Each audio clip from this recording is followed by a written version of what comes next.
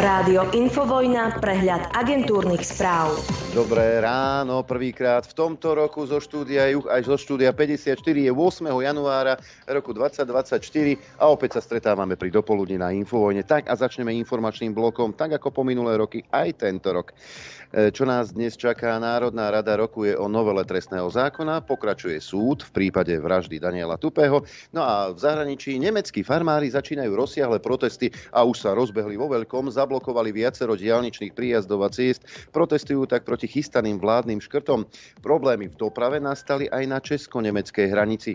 Do Berlína smerovalo zhruba 300 traktorov, ale problémy samozrejme Nemci, teda to vedenie, vidia niekde inde. Nemecká šéfka diplomacie Baerboková navštíví západný breh Jordánu. No a poďme domov a začneme od najvyšších poschodí. Rezidentka Zuzana Čaputová sa na Nový rok prihovorila občanom. A to je asi tak všetko, čo môžem k tomu počinu povedať. Alebo ak chcete to v skratke, tak vám to poviem bla bla bla bla bla bla bla bla bla bla bla. No, posúďte sami, skúsim to taký výcud urobiť. Jednou z najväčších brzd nášho rozvoja je nekultúrnosť v politike a množstvo konfliktov v spoločnosti, povedala rezidentka Čaputová v novoročnom príhovore. Hrubosť, vulgárnosť a klamstvo označuje za prejavy slabosti. Podľa hlavy štátu je základom demokracie komunikácia s ľuďmi s odlišnými postojmi, v ktorej potrebujeme viac láskavosti a porozumenia. Fakt, Zuzka, otec šéfa Progresívneho Slovenska, tvojej materskej strany, hovorí o voličoch Smeru, že sú to lúza, ktorú si Smer vychoval a ktorá ju potom volila. Takže Zuzka, skús aj do toho druhého tábora sa pozrieť. Kto tu je vulgárny? Kto tu hovorí o tom, že Slováci majú pokazenú DNA, lúza, háveť a čo ja viem, čo ešte. Takéto tvoje prejavy sú naozaj veľmi prázdne. Ty asi fakt nevieš, čo sa okolo teba deje. Pokračujem ďalej. V novoročnom príhovore sa rezidentka Čaputová venovala chudobe, šikane aj generačnej priepasti. Najohrozenejšími skupinami občanov sú podľa nej deti a rodiny s jedným rodičom. Musíme sa viac zaujímať o to, čo mladí ľudia prežívajú, povedala. Zuzka, kde si bola 3 roky? Mladí ťa zaujímajú teraz. To, že boli najdlhšie pomaly na celom svete decká naše zavreté doma, nemohli chodiť do školy, tak to si vtedy nenavnímala. Bože môj, ty si to nenavnímala. Ale teraz to vnímaš. Bože môj, ty si taká matka národa, hrozné dačo. Zdôraznila potrebu zanechať mladej generácii funkčný dôchodkový systém, bezpečné školské prostredie a udržateľné verejné financie. Čo si robila 3 roky? Teraz ideš moralizovať. Nebuď smiešna. Čaputová podpísala zákon o štátnom rozpočte na rok 2024.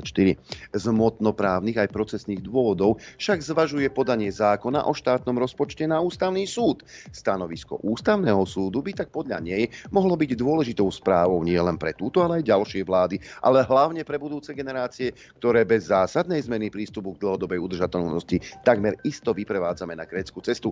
Zuza, kde si bola ty, rezidentka, keď tu bačoval Matovič s Hegerom, čo by ministri financií a dostali nás tam, kde sme teraz, keď sa rozfrkali miliardy eur. Vtedy si na ústavný súd nedávala nič, žiaden rozpočet.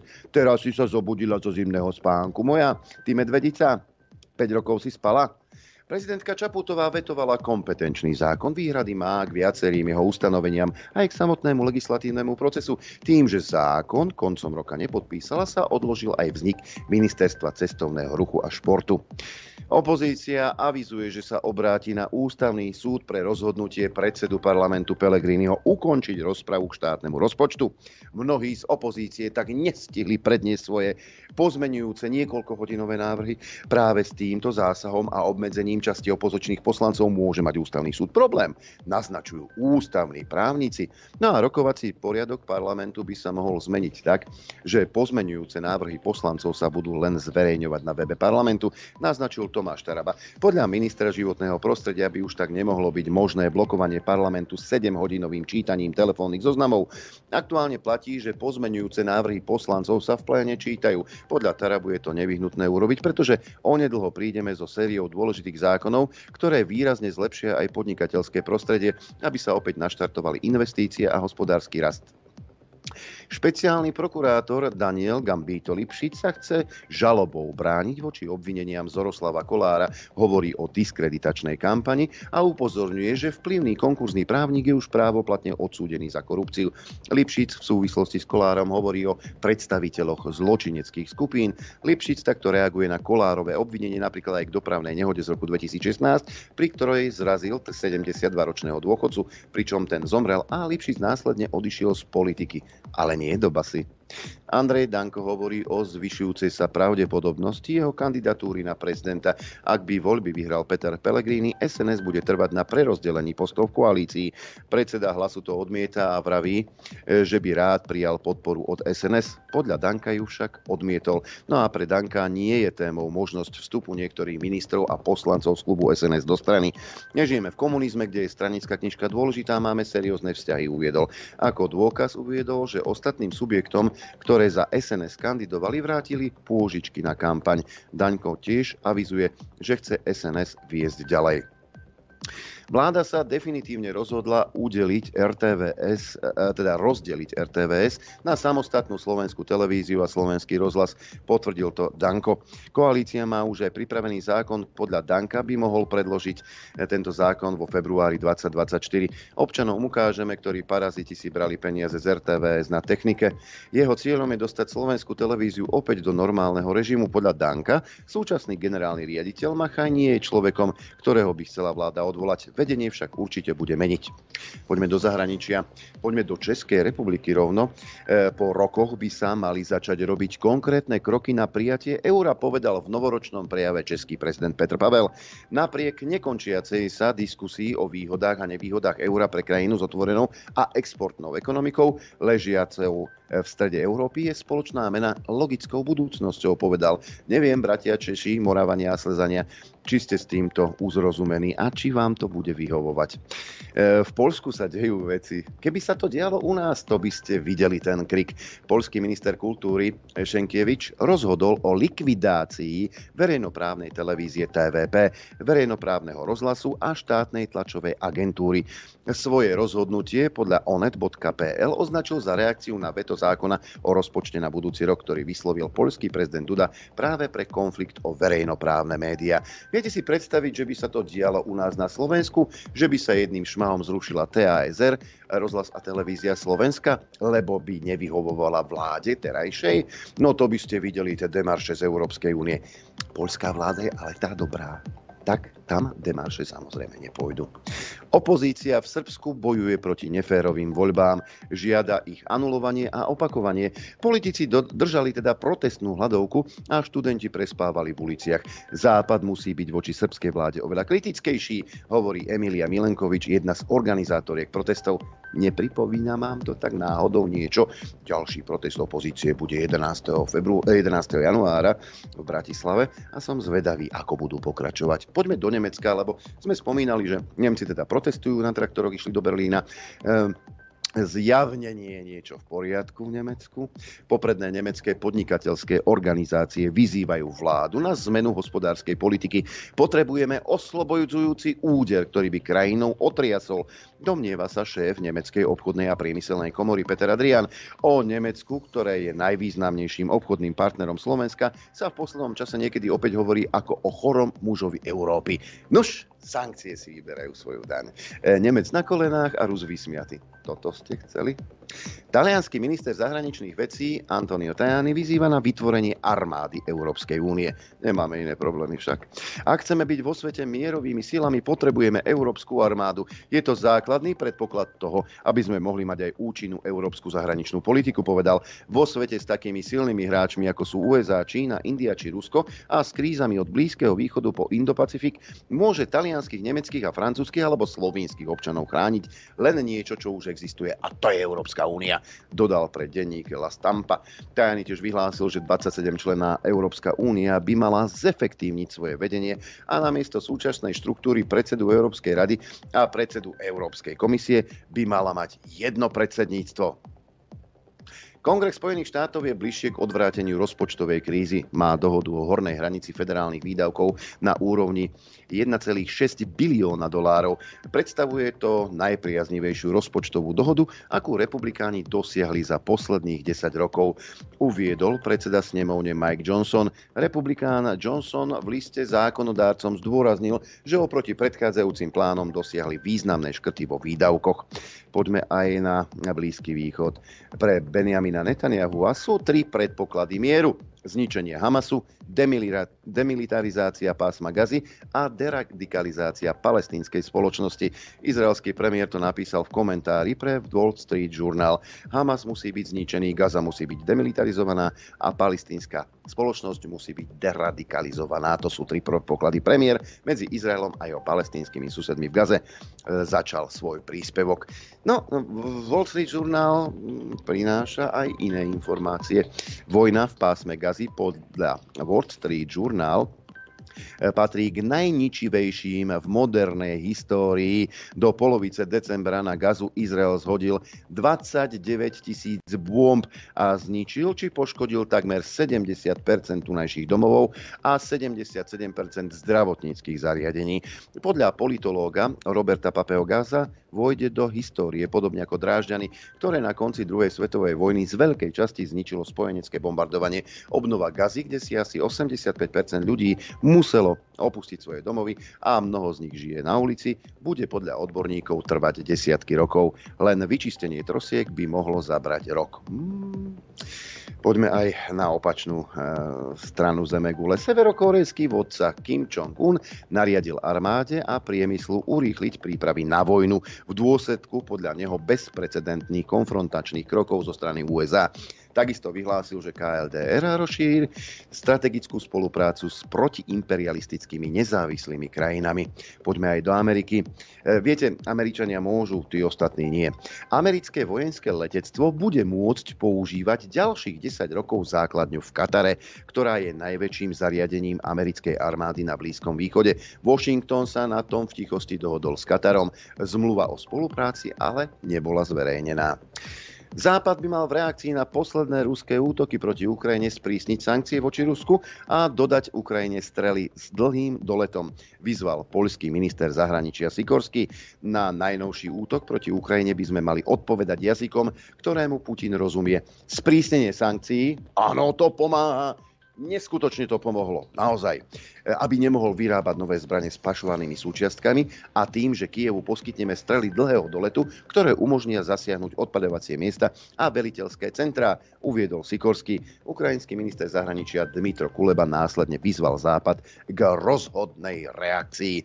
No a už keď sme pri tej Ukrajine, Spojené štáty tlačia na G7 a na plán skonfiškovať 300 miliárd dolárov zmrazených ruských aktív do druhého výročia invázie na Ukrajinu. Ich snaha má podporu Británie, Japonska či Kanady. Určité výhrady zatiaľ vyjadrujú Nemecko, Francúzsko, Taliansko, ale aj Európska únia. No a tá pripravuje záložný plán, ako poskytnúť Ukrajine 20 miliárd eur aj bez maďarského súhlasu. Pomoc by však pozostávala z pôžičiek a nezahŕňala by dotácie, čo predstavitelia EÚ považujú za nevýhodu. Nuž požičiavať Ukrajine peniaze, nemyslím si, že niekedy ich vôbec uvidíte. Valerij Zalužný priznal, že sa mýlil, keď predpokladal, že Rusov zastavia obrovské straty. Bola to jedna z mojich hlavných chýb, povedal veliteľ ukrajinskej armády. Takýto počet obetí by zastavil akúkoľvek krajinu, ale nie Ruskú federáciu. Podľa generála treba pokračovať v likvidácii živej sily protivníka a spôsobiť mu tak straty, že aj Rusko pochopí, že nemá inú možnosť ako vojnu ukončiť. Zálužný uviedol, že vojna bude pokračovať aj v budúcom roku, teda v tomto, ale jej charakter sa musí vďaka novej vojenskej technike zmeniť. Nuž, len tá vojenská technika ako si nechodí a aj tých ľudí máte ako si málo. Na Ukrajine chcú znížiť vek pre záložníkov z 27 na 25 rokov, čo armáde poskytne prípadne až vyše 400 000 mladých mužov. Podľa nových zákonov, ktoré mieria do parlamentu, takisto opäť preveria mužov, ktorí už boli pokladaní za nespôsobilých slúžiť. Ďalší zákon sprísni tresty za neposkytnutie informácií v registri. Ignorovanie predvolaní bude viesť k hrozbe väzenia namiesto pokuty pokút. Nedodržiavanie predpisov môže viesť rovnako k zábaniu auta, zmrazeniu bankových účtov a zákazu získať pôžičky. Ukrajinci žijúci v zahraničí budú môcť od konzulátov dostať nové doklady, len ak budú evidovaní v armádnom registri. No a ak dostanú povolávák a nenastúpia, tak budú trestne stíhaní. Však áno, my sme o tom hovorili už pred rokom. Britské námorníctvo, nielen teda ukrajinská armáda má problémy, ale aj tá britská armáda má problémy, prekvapujúco. Námorníctvo britské hľadá nového veliteľa jadrových ponoriek na sieti Linket. Nuž, uvádzači musia mať skúsenosti so službou na ponorke a hodnosť kontraadmirála. Ročný plat je 150 000 libier. Britské námorníctvo má dnes veľké problémy zohnať kvalifikovaných ľudí.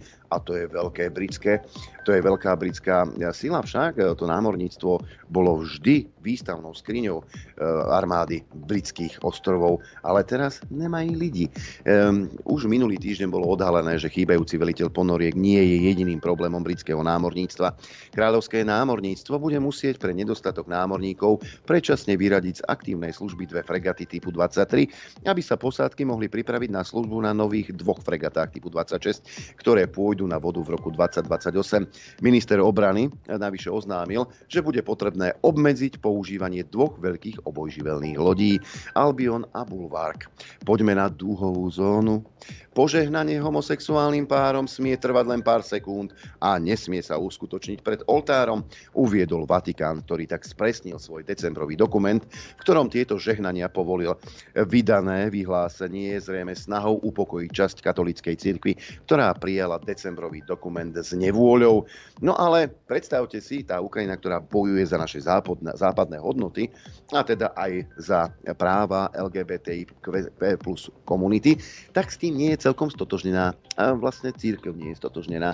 Ukrajinská grécko-katolícka cirkev nemieni uplatniť dokument Vatikánu, ktorý umožňuje požehnať jednopohlavným párom a ktorý podporil pápež František. Arcibiskup Sviatoslav Ševčuk povedal, že vatikánsky dokument vykladá pastoračný význam požehnania v latinskej cirkvi, ale nezmienuje sa o grécko-katolíckej cirkvi a jej učení. Táto deklarácia sa vzťahuje výlučne na latinskú cirkev a nemá žiadnu právnu moc ohľadom veriacich grécko-katolíckej cirkvi, uviedol arcibiskup vo vyhlásení. Túto správu som zaradil len z toho dôvodu, ak bude opäť niekto blúzniť o tom, ako sa na Ukrajine bojuje za západné hodnoty. Poďme do zelenej zóny, toto mi vyrazilo dekel. Zelené riešenia v armáde môžu zlepšiť aj jej účinnosť a efektívnosť, vysvetľuje Katarína Kertísová, ktorá sa venuje otázkam klimatickej a energetickej bezpečnosti v ústredí NATO. Znižovanie závislosti od fosílnych palív je potrebné nielen z pohľadu zmeny klímy, ale aj z pohľadu schopnosti brániť sa a viesť operácie. To by som chcel, milá Katarína Kertísová, vidieť, ako ty chceš ozeleniť armády sveta. Na konvalinkový olej budú chodiť tanky, stíhačky budú elektrické, len s káblom natiahnutým, alebo ako si to tam predstavujete. No a ešte jedna zaujímavosť, ktorá sa môže týkať aj nás. Seniorka v talianskej Ligúrii zomrela potom, ako jej došiel chybný 15 000 účet za vodu. 88-ročná žena podľa príbuzných skolabovala na začiatku decembra, keď jej nevesta prečítala sumu. Vzhľadom na to, že mala nastavenú automatickú platbu, banka ju zaplatila. Nuž, a ako to bude u nás? Uvidíme. Predpoveď počasia. Najprv pohľad na Slovensko. Aké počasie máme v týchto chvíľach, naozaj mrazivé, dokonca mrzne aj na západnom Slovensku, dokonca so snežením v kuchyni. -2 stupne v Urbanove, -4,5 v Gabčíkove, 5 pod nulou. V Bratislave -6 v kuchyni, aj v Senici. Nitra má -2, -3 v Piešťanoch, 4 pod nulou v Trenčíne, -3 stupne hlási Prievidza, Žiar -2, Dudince len 4 desatinky pod nulou, Lučenec Boľkovce 3 desatiny nad nulou, ale to je asi najteplejšie na Slovensku, -2 Sliač, -6 Martin a Žilina, 12 stupňov pod nulou v Liesku, -9 na Chopku, -2 v Rožňave, 8 stupňov pod nulou v Telgárte, -10 v Poprade, na východe sneží v Prešove a v Tisínci a teploty hlboko pod bodom 0, -6 stupňov v Kamenici nad Cirochou, v Trebišove, ale aj v Košiciach, -9 v Bardejove a v Prešove, 8 pod nulou v Tisínci. Predpoveď na dnes je takáto. Bude premenlivá spočiatku a ešte veľká oblačnosť, v dopoludňajších hodinách miestami v popoludňajších ojedinele snehové prehánky, najmä na severe a východe. Na severe ojedinele snehové jazyky, bude veterno a na pocit veľmi chladno. Najvyššia denná teplota vystúpi na -4 až +3 na záhorí v Žilinskom kraji a väčšinou aj na východe -12 až -5. Teplota na horách vo výške 1500 metrov -6, v Tatrách okolo -9. Fúkať bude prevažne severný vietor, na západe a východe ojedinele 15 až 45 km za hodinu, v nárazoch 45 až 70, dokonca v Tatrách v nárazoch 65 až 105 km za hodinu, v Banskobystrickom kraji väčšinou len slabý vietor, na horách v polohách nad asi 1500 metrov búrlivý vietor až silná výchrica. Takže zima prišla na Slovensko. Dopoludne na Infovojne s Adrianom. Nie len s Adrianom, ale aj s Norbertom Lichtnerom. Dobré ráno prajem do štúdia 54. Všetko dobré v novom roku? Dobré ráno prajem tebe, poslucháčom, divákom. Prajem vám šťastný nový rok a v tom by malo byť aj zdravie a všetko, lebo však keď máš šťastie, tak máš všetko, nie? No, a tebe takisto. No a neviem, kde mám začať teraz. Toho je toľko a potom... Ale skúsim len tieto, čo si tu čítal, pár vecí, potom sa k tomu asi vrátime po prestávke.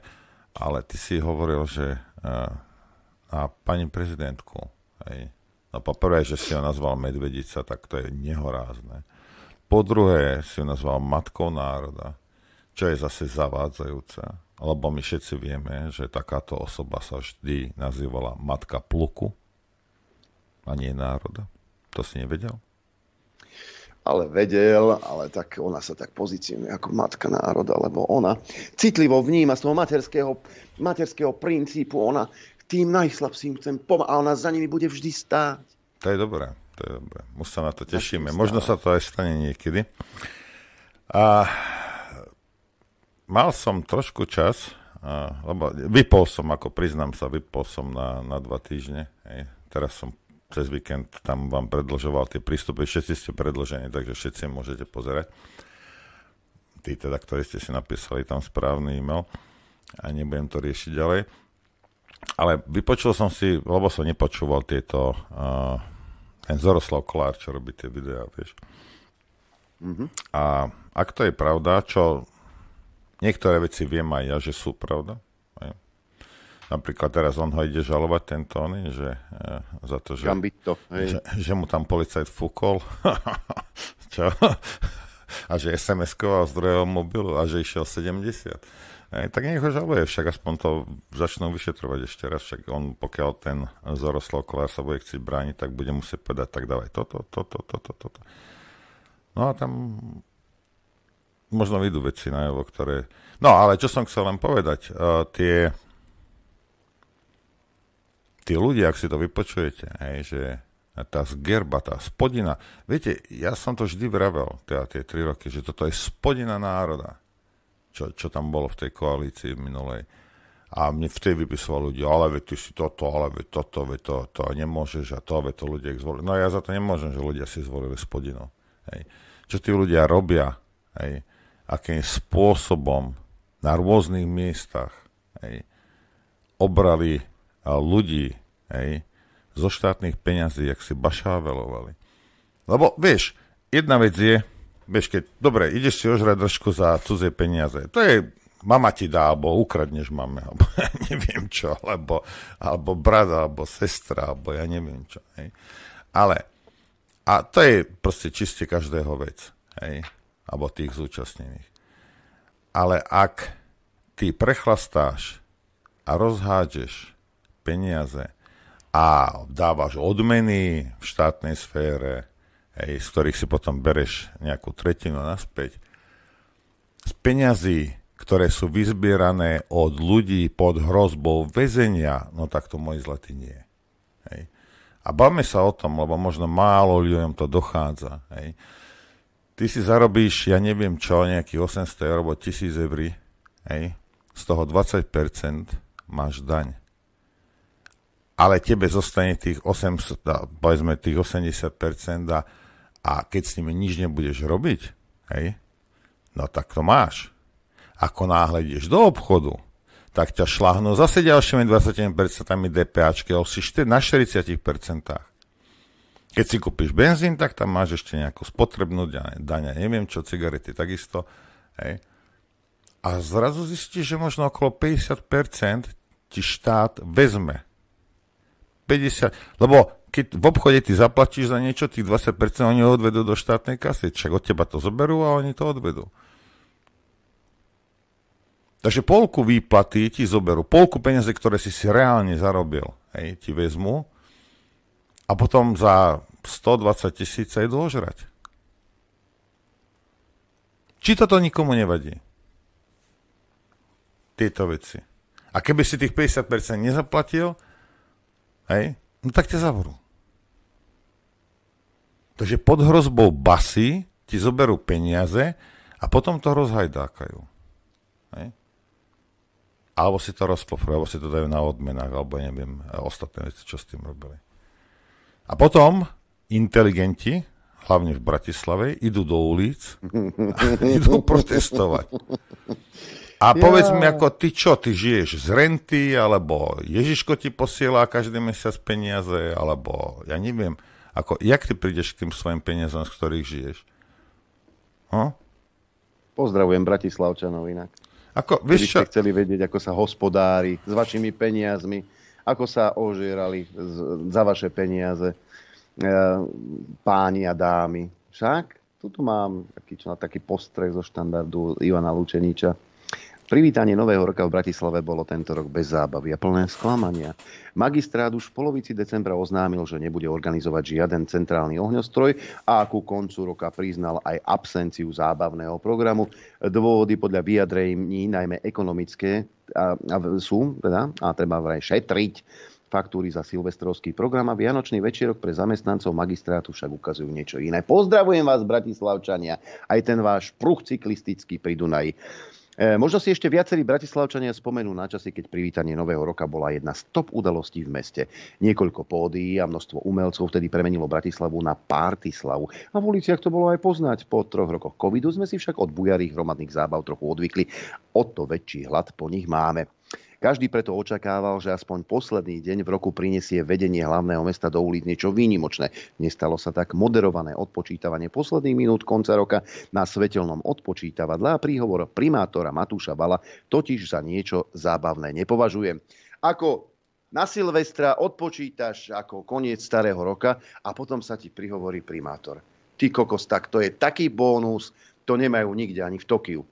A rovnako sa to nepáčilo ani mnohým ďalším návštevníkom, ktorí svoje rozhorčenie nad silvestrovským programom v starom meste dali na sociálnych sieťach primátorovi jasne pocítiť. Jeho obrana sa však opäť niesla v duchu nedostatku financií. Všetci by sme mali radšej bohatší silvestrovský program. Momentálne sme však v náročnej situácii s rozpočtom, ktorú žiaľ do veľkej miery ovplyvnila inflácia a rozhodnutia predchádzajúcich vlád, uviedol primátor v jednej zo svojich odpovedí na kritiku od Bratislavčanov. Milý pán Valo, bola to práve vláda Matoviča, neskôr Hegera a potom Ódora, ktorá vás, samosprávy, dostala do sračiek. Ale vy ste boli vtedy ticho a vtedy ste kuli s ním ten istý horúci železný kus. Však vtedy ste nekričali, boli ste ticho.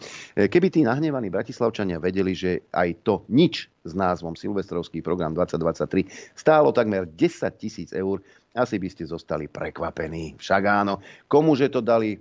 No svojim ľuďom. Tá organizácia, ktorá to mala organizovať, tak za to zinkasovala tých 10 000 len za to, že vybavila prípojku. Však? Tak to je fakt naozaj hodnota za peniaze.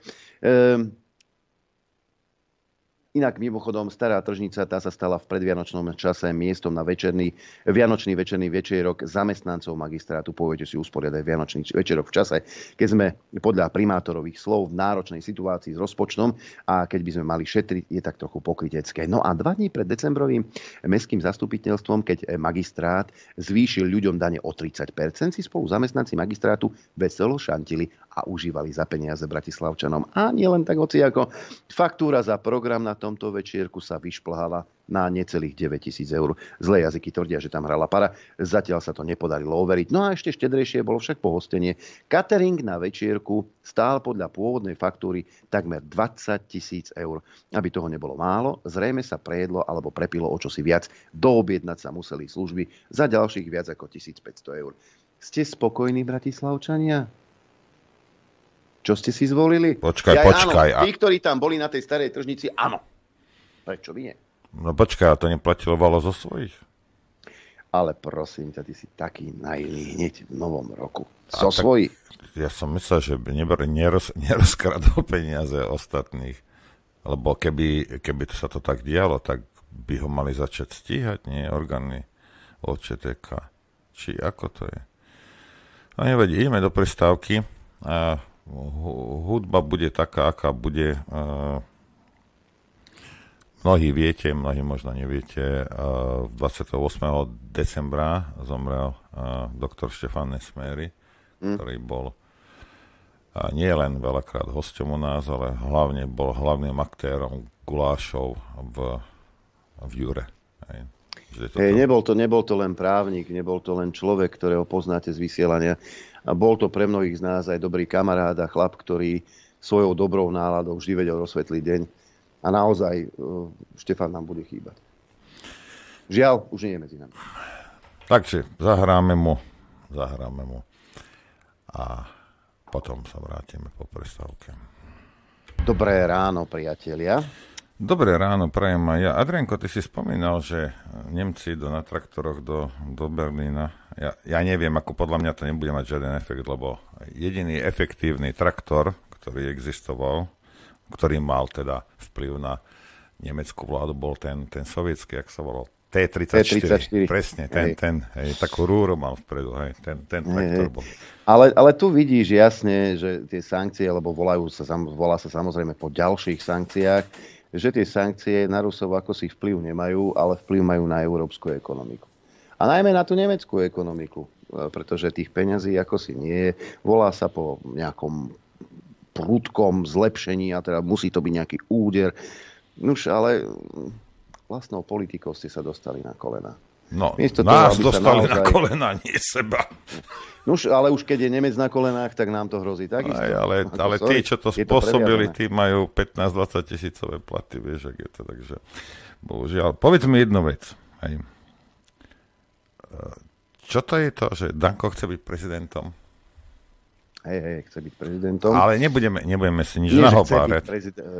Nie, že chce byť prezidentom, ale chce ísť do prezidentskej kampane. Len veľmi naivný človek by si mohol myslieť, že by Andrej Danko sa naozaj aj stal prezidentom. Ja to vnímam tak, že Danko chce vlastne ten priestor obsadiť a že teda Slovenská národná strana s tým nemá dobrú skúsenosť, keď po dvakrát nemala svojho kandidáta a nakoniec skončila tak, ako skončila. Čiže aj to môže byť ten dôvod, že teda ten priestor mediálny je dosť široký v tej prezidentskej kampani. Neviem. Mne Danko, keď som tam vedľa neho sedel pri tebe, tak mi potvrdil, že to, že sa nedostali v 2020 do parlamentu, pripisoval mne. Neviem síce z akého dôvodu, ale hej. Podľa mňa má takú šancu, jak snehová vločka v Puchovskej od dlane, vieš, takže ako tam... No možno, však ale budeme ho niekedy mať, tak sa ho spýtame. Danka, áno, už dohadujem že termín. Čo tým myslí. No a inak a hneď prejdem na jednu konšpiráciu, teda, ktorá vraj už nie, ja neviem. Fuj. No, hej. Ale ty, vieš, Taliani ti hovoria, že chcú európsku armádu, že budeme mierové sily. My sme vojnoví štváči. Aká mierová sila?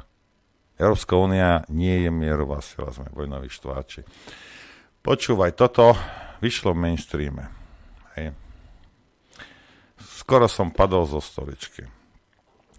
Nie preto, že som to ja hovoril pred 10 rokmi, lebo každá kritika, najskôr Soros neexistoval, však potom to bol detko, ktorý nevie, kde je Slovensko.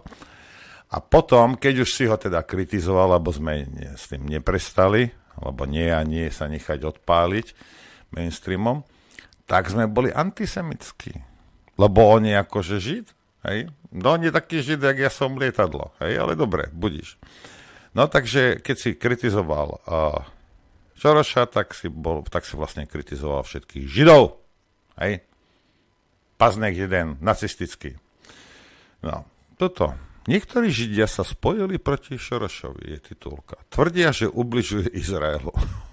Ja keď som to hovoril pred 10 rokmi, tak som bol najväčší debil. Hej? Georgeovi Šorošovi, ktorý je obdivovaný i nenávidený po celom svete, neviem, kto ho obdivuje, je ten, komu platí, aj keď robíte zle, veľmi, veľmi zlú prácu pre neho, napriek tomu vás platí. A teda, že mu pribúdajú nepriatelia, Adrian Kováč. Nepochádzajú však z protižidovských konšpiračných kruhov, ale zo židovského prostredia. Niektorí... To ti vravím, že som skoro zo stoličky ma vykotilo. Niektorí z nich sa dokonca spojili do skupiny s názvom Židia proti Šorošovi. Hovoria o ňom, že podkopáva postavenie Izraela a obvinujú ho tiež z nekalých vecí v americkej politike. Ale pre Boha živého. Americký finančník a filantrop židovského pôvodu, ktorý sa narodil v Maďarsku, kde prežil holokauzu, má silného kritika aj v izraelskej vláde. Tábor jeho nepriateľov tvrdí, že kritizovať Šoroša neznamená šírenie antisemitizmu, lebo podľa nich ubližuje izraelským bytostným záujmom. Takže už nie si antisemita. To tvrdí Izrael. Keď kritizuješ Šoroša, už nie si antisemita. Môžete to kľudne robiť. Toto tvrdí izraelská vláda. A nepredpokladáme, že to sú nejakí náckovia. Čo? Vlády v Izraeli sa už niekoľko rokov netajia tým, že im niektoré Šorošové aktivity prekážajú. Napríklad v roku 2017 hovorca ministerstva zahraničných vecí Emanuel Nachson o ňom povedal, že nepretržite podkopávať demokratické izraelské vlády. Šoroš financuje organizácie, ktoré odčierňujú židovský štát a snažia sa mu odoprieť právo brániť sa. V súčasnosti je v izraelskej vládnucej garnitúre asi najhlasnejším kritikom Šoroša minister pre židovskú diasporu Amichaj Chikli. Nejaký jednotlivec nespôsobil toľko škody postaveniu Izraela vo svete, zvlášť medzi tzv. Progresívcami ako George Soros. Napísal v Lani na Twitteri. Kritika Šoroša, ktorý financuje najnepriateľskejšie organizácie voči židovskému ľudu a štátu Izrael, je všetko iné, len nie antisemitizmus. Práve naopak. Tak aby ste len vedeli, že už môžete, že už tento, jak sa volá Urválek, ten teplý prokurátor, Tomáš Honz, hej, už ti nepošle ti tam samopálnikov, lebo vidíš to. Hej. Nie Izrael kritizovať, Bože chráň. Nie Židov, Bože chráň. Hej. Ale Šoroša môžeš. Hej. Podľa nového Šoroša môže. No, bojíš niečo škaredé o Izraeli, tak ti zaklopu na dver. Hej, to nemôžeš. Hej. Lebo máme slobodu a demokraciu. Však Zuzka, ty pokrytec jeden, ty matka pluku. Ona chce debatovať s ľuďmi s iným názorom. A keď sa vypínali weby, keď sa blokovali kanály, tak bola ticho, ešte tomu tlieskala. A ešte chcela robiť ešte viacej. Tak keď sme pri tom Izraeli, toto v našom bývalom mainstreame si neprečítaš. Napríklad v takom New York Times otvorene píšu, že v podstate za financovanie Hamasu v pásme Gazy takto financovanie bolo s tichým súhlasom Netanyahua. Čítali ste to niekde? Ja nie. Netanyahu stavil na to, že silný Hamas, ale nie príliš silný, udrží mier a zníži tlak na vytvorenie palestínskeho štátu. Reportáž New York Times približuje politiku židovského štátu voči Palestínčanom. Len niekoľko týždňov predtým, ako Hamas podnikol smrtiace útoky na Izrael 7. októbra, prišiel šéf Mosadu do katarskej Dohy na stretnutie s katarskými predstaviteľmi. Katarská vláda už roky posiela do pásma Gazy milióny dolárov mesačne, peniaze, ktoré pomáhajú podporovať tamojšiu vládu Hamasu. Premiér Netanyahu tieto platby nielen toleroval, ale ich aj podporoval. Podľa viacerých osôb oboznámených s tajnými rozhovormi bola šéfovi Mosadu Barneovi počas septembrových stretnutí s katarskými predstaviteľmi položená otázka, ktorá nebola na programe. Chcel Izrael, aby platba pokračovala?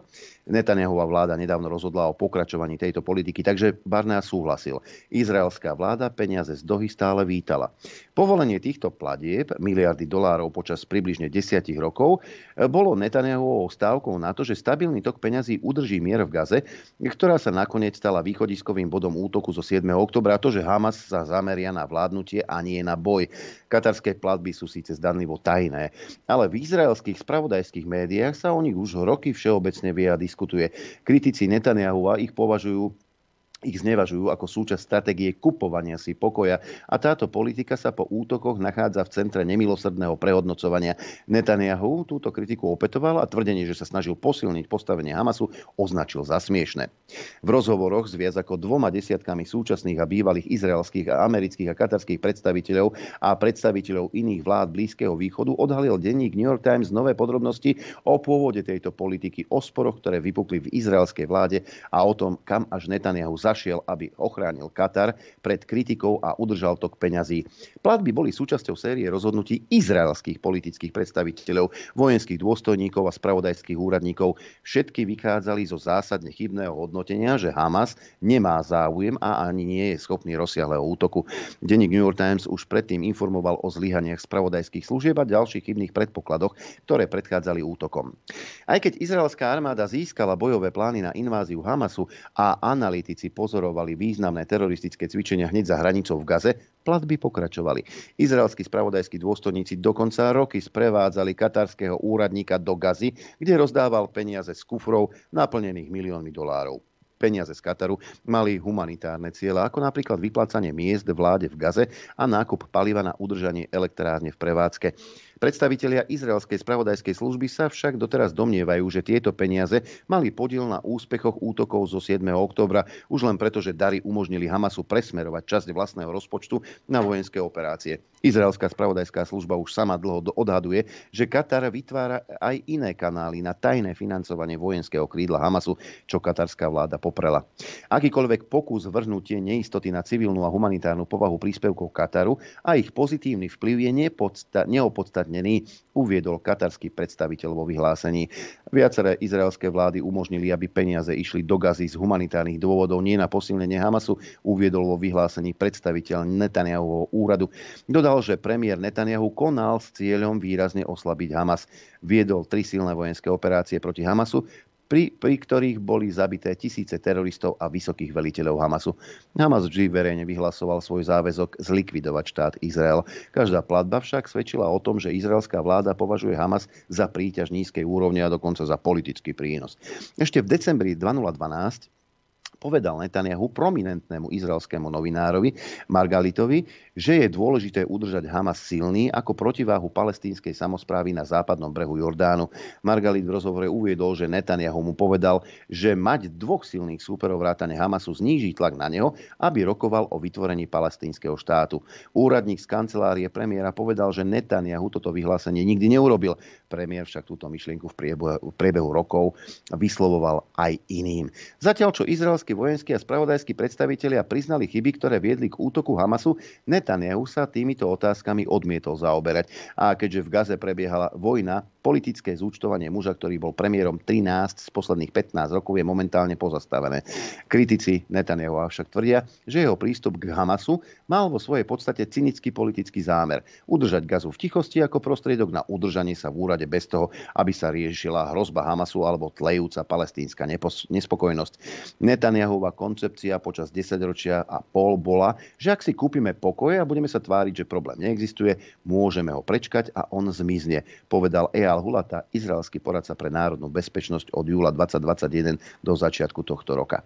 Netanyahu a jeho bezpečnostní asistenti začali pomaly prehodnocovať svoju stratégiu voči pásme Gazy po niekoľkých krvavých a bezvýsledných vojenských konfliktoch proti Hamasu. Všetci mali Gazy plné zuby, povedal Zohar Palti, bývalý riaditeľ spravodajskej služby Mosadu. Všetci sme si povedali, zabudnime na Gazu, pretože sme vedeli, že je to patová situácia.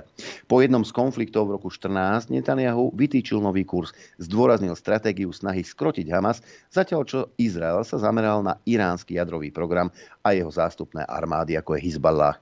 Túto stratégiu podporili opakované spravodajské odhady, podľa ktorých Hamas nemal záujem ani schopnosť uskutočniť významný útok na územie Izraela. Katar sa v tomto období stal kľúčovým financovateľom rekonštrukcie a vládnych operácií v Gaze. Katar, jedna z najbohatších krajín na svete, dlhodobo podporuje palestínske záujmy a zo všetkých svojich susedov udržiava najúžšie vzťahy s Hamasom. Tieto však sa ukázali ako cenné v posledných týždňoch, keď katarskí predstavitelia pomáhali pri rokovaniach o prepustení izraelských rukojemníkov z Gazy. Práca Kataru v Gaze v tomto období mala požehnanie izraelskej vlády. A Netanyahu dokonca loboval vo Washingtone v mene Kataru. V 17. roku, keď republikáni tlačili na zavedenie finančných sankcií Kataru za jeho podporu Hamasu, vyslal do Washingtonu vysokých predstaviteľov obrany. Podľa 3 osôb oboznámených s touto cestou Izraelčania americkým zákonodárcom povedali, že Katar zohral pozitívnu úlohu v pásme Gazy. Bývalý vedúci výskumu izraelskej vojenskej rozviedky povedal, že niektorí predstavitelia videli výhody udržiavania rovnováhy v pásme Gazy. Logika Izraela bola taká, že Hamas by mal byť dostatočne silný na to, aby vládol v Gaze, ale dostatočne slabý na to, aby ho Izrael mohol odstrašiť. No a administratívy 3 amerických prezidentov, či je to Obama, Trump alebo Biden, vo všeobecnosti podporovali, aby Katar zohrával priamu úlohu pri financovaní operácií v Gaze. Nie všetci však boli za. Lieberman niekoľko mesiacov potom, ako sa v roku 16 stal ministrom obrany, napísal tajnú správu Netanyahuovi a náčelníkovi generálneho štábu izraelskej armády. Uviedol v nej, že Hamas pomaly buduje svoje vojenské schopnosti na útok na Izrael a tvrdil, že Izrael by mal zaútočiť ako prvý. Cieľom Izraela je zabezpečiť, aby ďalšia konfrontácia medzi Izraelom a Hamasom bola konečným zúčtovaním. Napísal v memorande z 21.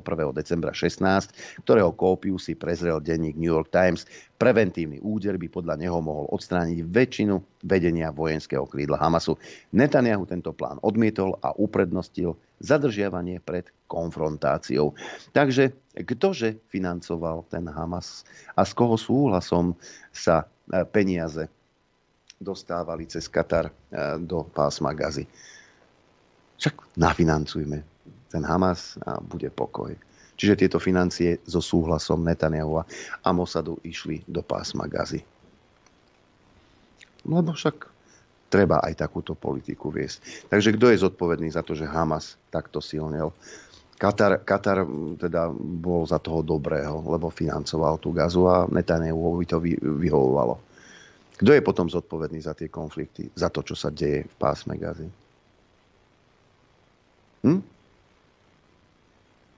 Ja neviem, mne to znie ako nejaká konšpirácia, tak som radšej ticho teda. Ale tak New York Times, keď toto napíše a to spraví takúto doslova analýzu toho, ako sa financoval Hamas? Ne? Od začiatku, ja som to hovoril, keď sa to stalo prekrát, že tam niečo nesedí. Niečo tam nesedí. Hej.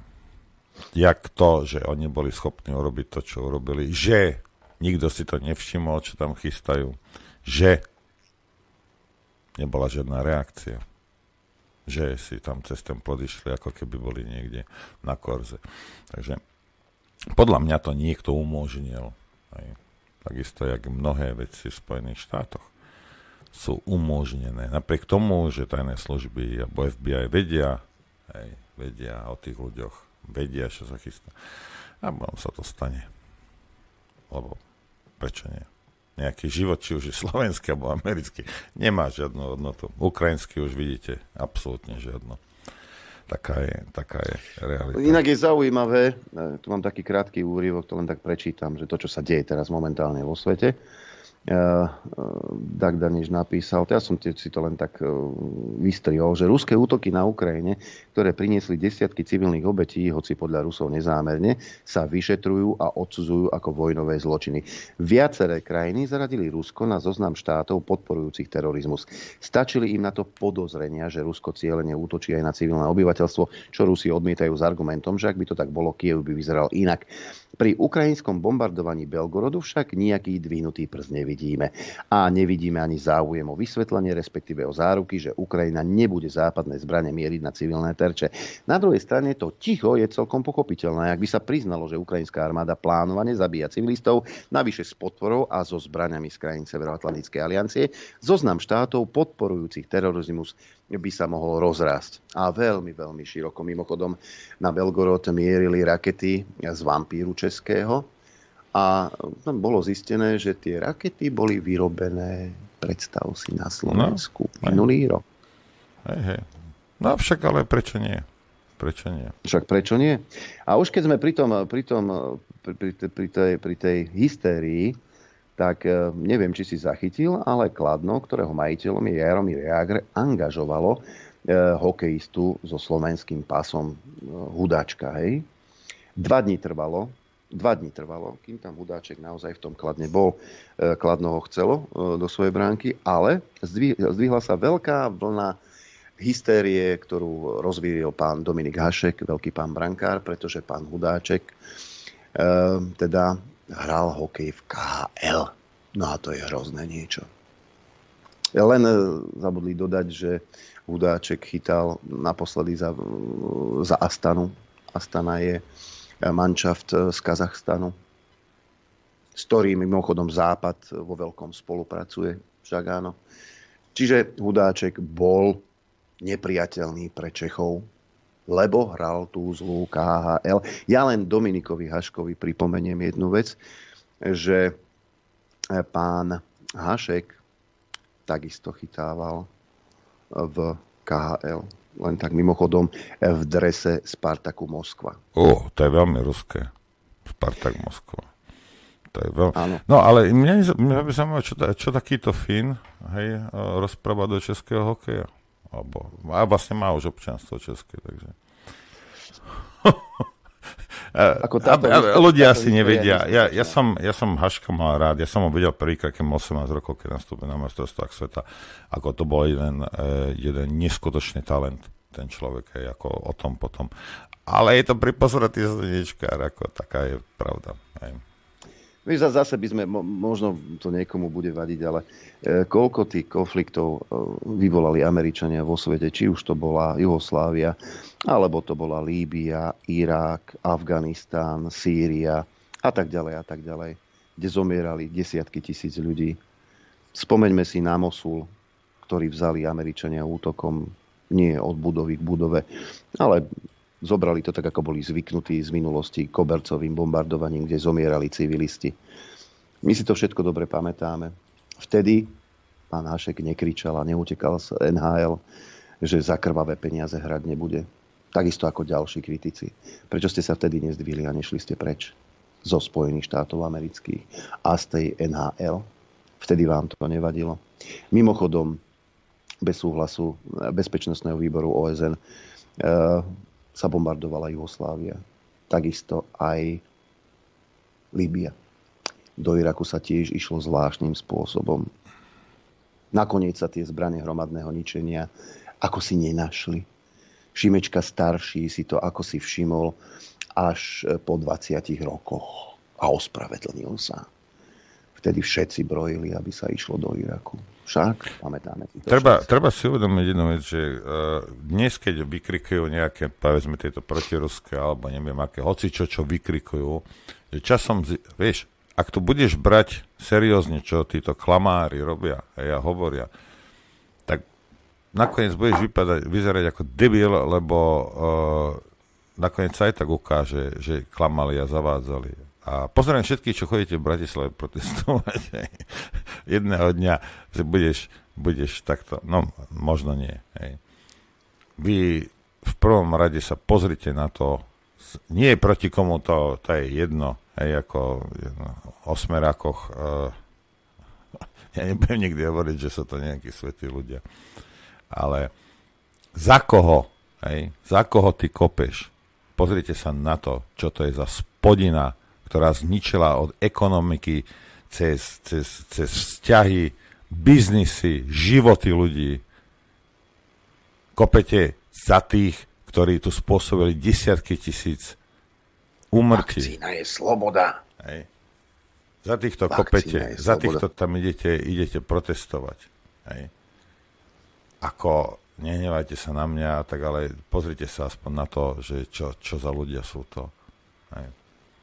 Vieš čo, ale lebo my sme označovaní za tzv. Proruské rádio, platení sme Kremľom. Ja som najväčší Rusák. No. Áno, ja ti odprisahám, že ja by som v živote nikdy nechcel žiť v Rusku. Kto si idealizuje Rusko, tak že to je najlepšie, čo môže byť na svete, tak prosím vás, ako troška súdnosti, keby ste mali. V každom štáte sú problémy, každý štát je špecifický, ja osobne by som v Rusku nežil. A ako Petrohrad a Moskvu by som si samozrejme pozrel. Hej? Ale keď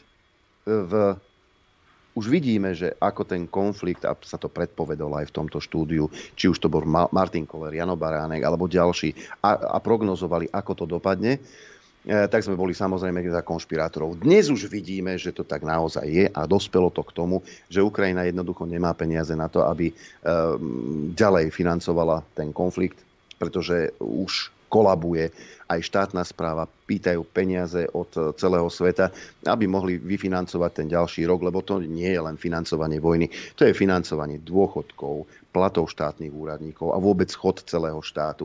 Pomaly, ale isto to ide naozaj do krachu a už to vidia aj na Ukrajine. Aj Ukrajinci vidia, že je zle. A najmä po tom, čo teda sa vyhlásila mobilizácia a Zelenský tvrdí, že potrebujú ďalších 500 000 ľudí. Kde ich zoberú, nikto netuší. Už sa pozerajú do zahraničia a prosia vlády, že či by im nepomohli s tými utečencami, ktorí odišli do tých západných krajín, že by ich nejako stiahli naspäť na Ukrajinu. 500 000 ľudí, ktorí by mali chytiť zbraň do ruky. Hej? A ich životnosť je veľmi, veľmi malá. Čiže by zomierali ďalší a ďalší Ukrajinci. Ďalší a ďalší Slovania vo vojne, ktorej Západ mohol predísť ešte v roku 2021. Ale keď si pustíš Markízu, tak si myslíš, že si v inej dimenzii, alebo demencii, to je jedno. Ukrajinská ekonomika predviedla výnimočne silný výkon, a to aj napriek pokračujúcej vojne. Ekonomika je výkonná a predpokladá sa, že rast HDP v tomto roku dosiahne najmenej 4,5%. Okrem toho inflácia naďalej klesá. Tento úspech vám závidia mnohé krajiny na celom svete a riadenie krajiny sa z mesiaca na mesiac posilňuje. From a month to a month. Thank you so much, Kristalina. Ďakujeme. Som rád, že Ukrajina má takých silných ľudí a tým, ktorý dokázal, že môžeme reformovať krajinu aj počas vojny. During the war.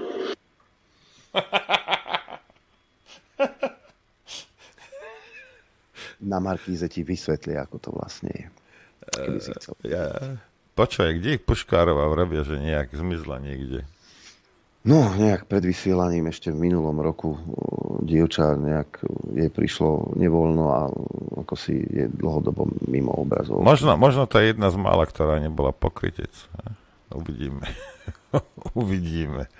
No, takže dobre, takže čo 4,5% sa dvíja HDP a to je super a inflácia klesá. Ja by som chcel teraz byť na Ukrajine, určite. Hej, my, čo nie sme vo vojne, tak infláciu máme takú, akú máme. Ceny strieľajú kdesi k stropom, ale na Ukrajine, kde je vojna, kde nie sú peniaze, tam je všetko v poriadku, tam to ide všetko. Podľa Markízy to je v najväčšom poriadku. Aj napriek vojne vlastne Ukrajina prekvitá. Inak počúvaj, ako čiste teoreticky by to mohla byť aj pravda napriek tej vojne, vzhľadom k tomu, že koľko peňazí tam naládovali Američania a Európska únia, lenže vieš, ak polka tých peniazí bola rozkradnutá. Hej? Keby tam zostali v tej štátnej správe, tak možno to je pravda, hej? Ale ako takto... Áno, komisári oblastní by vedeli rozprávať o tom, ako sa rozfrkávajú peniaze. Však áno. A biznis ide. Dobre, vy si myslíte, že na Ukrajine tá korupcia neexistuje. Kto si to myslí, tak je veľmi, ale že veľmi naivný. Alebo jednoducho nechce vidieť realitu. Keď sme už pri tých vojenských veciach, čo sa čítal na začiatku, ako to, že seriózne, že britská vláda hľadá veliteľa ponorky na LinkedIn? Nie veliteľa ponorky, pozor, ale veliteľa jadrových ponoriek, ktorých má zhruba 8. Hej? Akože takého, čo bude šefovať všetkým 8 ponorkám? Áno, normálne kontraadmirál to musí byť. Ja by som, no však hej, ale tak práve preto si vravím, že prečo to dávajú na LinkedIn, lebo takí ľudia, ktorí sú schopní zvládnuť túto prácu, tých nebude veľa a od tých všetkých ministerstv obrany musí vedia aj akú farbu trenírok nosia. Hej? Tak ako teraz, čo oni to dajú na LinkedIn a teraz dúfajú, že niekde sa objaví nejaký človek, ktorý je schopný veliť 8 ponorkám. O ktorom oni nevedeli? Ja sa Čo? veľmi bavím na tom, ako oni rinčia zbraňami, pritom nemajú ľudí, či už v Británii, ale to je dlhodobo, z Británie prichádzajú informácie, že nemajú ľudí do armády jednoducho, že aj tá armáda nie je práve najfunkčnejšia, že mnoho z tej techniky je nefunkčných. Také isté správy prichádzajú aj z Nemecka. Momentálne Nemci zistili, že ich tanky a technika na Ukrajine sa aj bez zásahu ruských delostreleckých granátov sa ako si kazia v teréne a 10-krát sa opotrebovávajú rýchlejšie ako pri cvičeniach a že vlastne tie leopardy ako vybehnú a potom musia ísť do opravy bez toho, aby boli zasiahnuté. Ja to myslím si, že v tých generálnych štáboch musí byť iná panika z toho, v akom stave sú armády Európskej únie. Nehovoriac o tom, že množstvo tých zbraní, ale aj munície už na Ukrajinu odišlo. No však ale, S čím chcete bojovať a pripravovať sa na útok Ruska len tak mimochodom? pamätáš sa, Nakúpime cepy? čo vravel tento Kaliňák u nás, že ide sa kupovať nejaká technika, kde musíš mať nad 17 stupňov. Možno na Ukrajine je menej ako 17 stupňov a tak sa to kazí. A záruka neplatí samozrejme, keďže je menej ako 17 stupňov. Ja si pamätám, keď v Afganistane používala americká armáda ruské vrtuľníky, pretože tie americké jednoducho v tom teple a v tom prachu nefungovali. Lebo jednoducho neboli na to stavané. Však. Tak sa používali ruské vrtuľníky, ktoré tam fungovali. Ja som videl jeden americký film, a to bola vlastne paródia na obstarávanie americkej armády. Tam sa jednalo o nejaké vozidlo pechoty, bojové vozidlo pechoty, kde vlastne roky a roky sa cucal štátny rozpočet a vlastne to bojové vozidlo pechoty aj tak nesplňalo tie podmienky, ktoré chcela armáda, ale bohosky dobre sa na tom zarábalo. Nespomínam si na názov toho filmu, ale keď to dohľadám, tak vám dám vedieť. Je to obrovský biznis. Zbrane boli vždy obrovský biznis. A tým, že krajiny Európskej únie, ako aj Slovensko, po prípade Česká republika, Poľsko a ďalší, vyrabovali svoje sklady, techniky, ktorá bola funkčná, tak sa bude nakupovať. Čo si myslíte, kde sa bude nakupovať? V Sudáne? Na Madagaskare? Papua Nová Guinea nám dodá tanky? No nie, dodávať nám to budú tie správne zbrojárske firmy, ako Lockheed Martin a podobne, za ktoré loboval istý Jarko Naď svojho času. Hej? A mohli by sme sa porozprávať o tom, ako bačoval na ministerstve obrany Jarko Naď. Dokonca si predstav, tomu neuveríš, ale Jarka Naďa a jeho bačovanie na ministerstve obrany dokonca kritizujú aj v SME. Veríš tomu, či nie?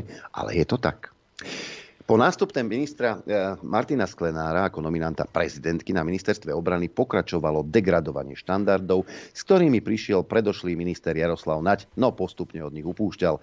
Politickú zodpovednosť už však dnes je prezidentka a v niektorých prípadoch aj vecnú. Obstarávanie totiž muselo prejsť aj cez ňu.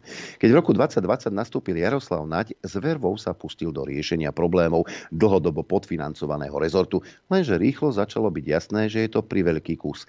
Začal zvyšovať platy, investovať do infraštruktúry, prezbrojovať naraz obe naše brigády a investovať aj do neprioritných spôsobilostí, čo predtým sám kritizoval. Obrana sa riadi dlhodobým plánom rozvoja, ktorý sa pravidelne aktualizuje. A kým doterajší tzv. Plán 2030 mal jasne určené, koľko, čoho a kedy sa bude obstarávať, Naďom predložený plán 2035 nič z toho nemal. Napriek tomu hladko prešiel vládou. Naď začal programy aj cez ďalšie tri vlády bez toho, aby bolo jasné, kedy a ako sa budú financovať v budúcnosti. Ministerstvo financií žiadalo pri každom nákupe od obrany dlhodobý plán financovania. Útvar hodnoty za peniaze oznámil, že kým nebude predložený stabilný a predvídateľný investičný rozpočet, nákupy nepovolia. Lenže ministrovi Naďovi za Oľano cez iných ministrov za Oľano, Eduard Heger či Igor Matovič, všetko hladko prešlo. A nie len to. Samotný plán 2035 v skutočnosti neobsahoval žiadne konkrétne termíny a počty, len akési XK pri jednotlivých spôsobilostiach v trojčasových míľnikoch. Nie len verejnosť, ale ani parlament, vláda či prezidentka netušili, kedy a koľko máme mať tankov, bojových vozidiel a tak ďalej. Toto bezhlavé rozhadzovanie peňazí aj na neprioritné vybrané projekty spôsobilo posun základnej priority vybudovanie ťažkej mechanizovanej brigády až na rok 2035, čo NATO tvrdo kritizovalo. A kým prezidentka a vláda zanechala nástupcom známe šetriace Lego a veľmi kvalitne spracované strategické dokumenty, na ministerstve obrany nespravila ani základy, plán rozvoja armády a jej budúceho financovania. Len tak mimochodom, pamätáte si, vrtuľníky Viper, námorné. Dostaneme ich pomaly zadarmo, nepotrebujeme nič. V tom pláne totižto žiadna taká požiadavka nebola. A pokračovala v rozhadzovaní peňazí vláda. Už niektoré predchádzajúce naďové tendre boli pochybné. Napríklad obstaranie obrnených vozidiel 8x8 bolo tak očividne zmanipulované, že zosadilo z prvého miesta aj smerácky nákup stíhačiek. Keď bolo jasné, že naďovci na obrane skôr či neskôr skončia, ohľady zmizli úplne. Cieľom sa stalo ihneď minúť $200 miliónov schválenej americkej pomoci z programu FMF a zabezpečiť budúci príjem konkrétnym firmám cez zavedenie štandardu. Ak má armáda už zavedenie nejaký zbrojný systém, na ne vycvičených vojakov, urobené servisné zázemie, nedáva zmysel zavádzať iný. Naď pripravil a jeho človek Sklenár, formálne prezident Kin, zrealizoval. Za americkú pomoc sa zrazu malo nakúpiť najmenej 160 amerických obrnených vozidiel 4x4. Tým sa zavedie štandard a ďalšie sa už budú kupovať od výrobcu vybraného bez súťaže. Majú byť najmä pre ľahké jednotky, pričom za vynakladanie peňazí na ne namiesto prioritnej ťažkej brigády nás NATO kritizovalo. Naďovci obhajujú obstarávanie týchto ľahkých 4x4 vozidiel tým, že je zadarmo. Lenže nie je. Na elektroniku, rôzne informačné a kybernetické spôsobilosti plánovala armáda vynaložiť vyše 0,5 miliardy eur. Podstatnú časť budeme aj tak kupovať v USA. To je to, čomu som povedal pred chvíľou, že kdeže budeme kupovať tú techniku v Papue Novej Gvineji, kdeže by. Takže 200 miliónov eur pomoci im vrátime. Rozdiel je, že kým pri elektronike sú schopnosti nášho priemyslu podieľať sa na montáži či dodávkach minimálne a žiadne, pri vozidlách 4x4 značné. Máme niekoľko domácich výrobcov schopných montáže či licencie takýchto vozidiel. V prototypovom štúdiu dokonca 2 originálne domáce konštrukcie, z ktorých každá je v kľúčových parametroch oveľa lepšia ako 4x4 americké. 2 výrobcov zbraňových staníc a tak ďalej a tak ďalej. A o tento rozdiel v domácej pridanej hodnote štát kúpou týchto 4x4 amerických vozidiel príde. To 4x4 americké vozidlo má navyše nižšiu prepravnú kapacitu a horšiu ochranu, ako boli pôvodné požiadavky armády, tak sa museli zmeniť. JLTV sa v budúcnosti výrazne predražia, teda americké štvorkolky. Keďže uvezú menej vojakov, bude ich treba viac, namiesto 424 požadovaných, v minulosti 562 a výhľadovo až 1000. A kým európske konštrukcie používajú domácu súčiastkovú základňu, pri amerických sú všetko komponenty z amerických firiem a v palcovej norme. Čiže oni majú úplne iný systém. To znamená, že každú súčiastku a kompletné servisné náčinie bude treba kupovať kde? V Papue Novej Gvineji, kdeže by? Od amerických výrobcov. To predraží náklady na životný cyklus. Už takto ich vládny materiál uvádza na úrovni 32 000 eur za rok. To sa už blíži k nákladom na vozidlá 8x8. Ponúknuť zbrane za relatívne dobrú cenu, ale významne profitovať na servise a údržbe zodpovedá obvyklej praxi amerických dodávateľov, lenže aj cena, za ktorú vozidla obstarávame, je nezvyčajne vysoká. Ceny americkej techniky sú verejné. Naše vozidlá však majú stáť o približne $400,000 viac ako porovnateľne vyzbrojené a vystrojené pre americkú armádu. To sú ceny, za ktoré sa dajú kúpiť nepomerne lepšie vybavené, prípadne lepšie a väčšie vozidlá. A opäť nič také necharakterizuje úpadok trojročnej verejnej diskusie, ako keď štátny tajomník Marian Majer na sociálnej sieti zaútočil na bývalú garnitúru za ceny vozidiel 4x4, za ktorú ich chceli kupovať v roku 2019. Lenže systémová cena, za ktorú obstarávame menšie americké vozidlá, dnes je za vozidlo o tretinu vyššia, ako bol strop súťaže vtedy. Obrana odmietla zverejniť rozklad ceny alebo vysvetliť tento rozdiel. Odmietla tiež zverejniť samotnú zmluvu na základe zákona o slobodnom prístupe k informáciám, zjavne účelovým znásilnením jeho ustanovení. Pripomeňme, že jednou z prvých vecí, ktoré Naď pri nástupe urobil, bolo zverejnenie zmluv na F-16. Za 3 roky bolo všetko inak. Všetko, s čím nastupoval. Priority, odporúčania Severoatlantickej aliancie, podpora domáceho priemyslu, zásada techniku vysúťažiť, transparentnosť, to všetko ľahlo popolom a prešlo aj cez prezidentkinu kanceláriu.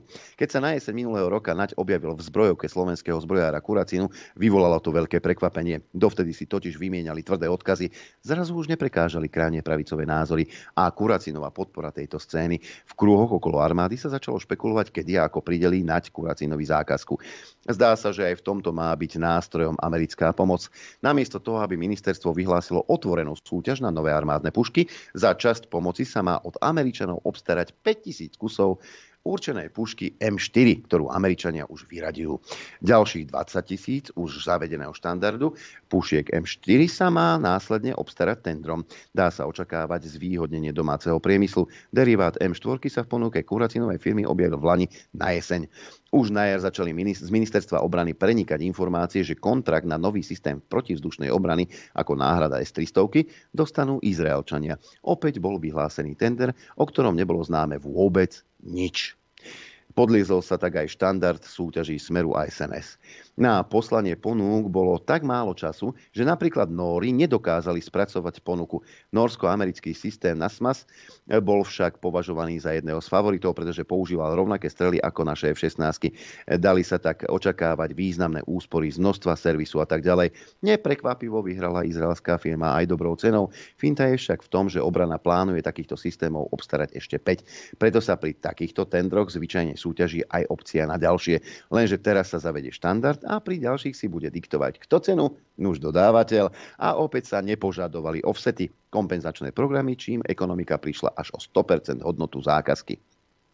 Hoci podpis zmluvy chcela úradnícka vláda nechať na nástupcov, poponáhľala sa so schválením výsledkov súťaže. Uvidíme, či nový minister Kaliňák tender presúťaží. Naď takto po svojom nástupe presúťažil napríklad radary s dostatkom času vrátane opcie a ušetrí tak budúce náklady, alebo aj on dohodne sa s Izraelčanmi.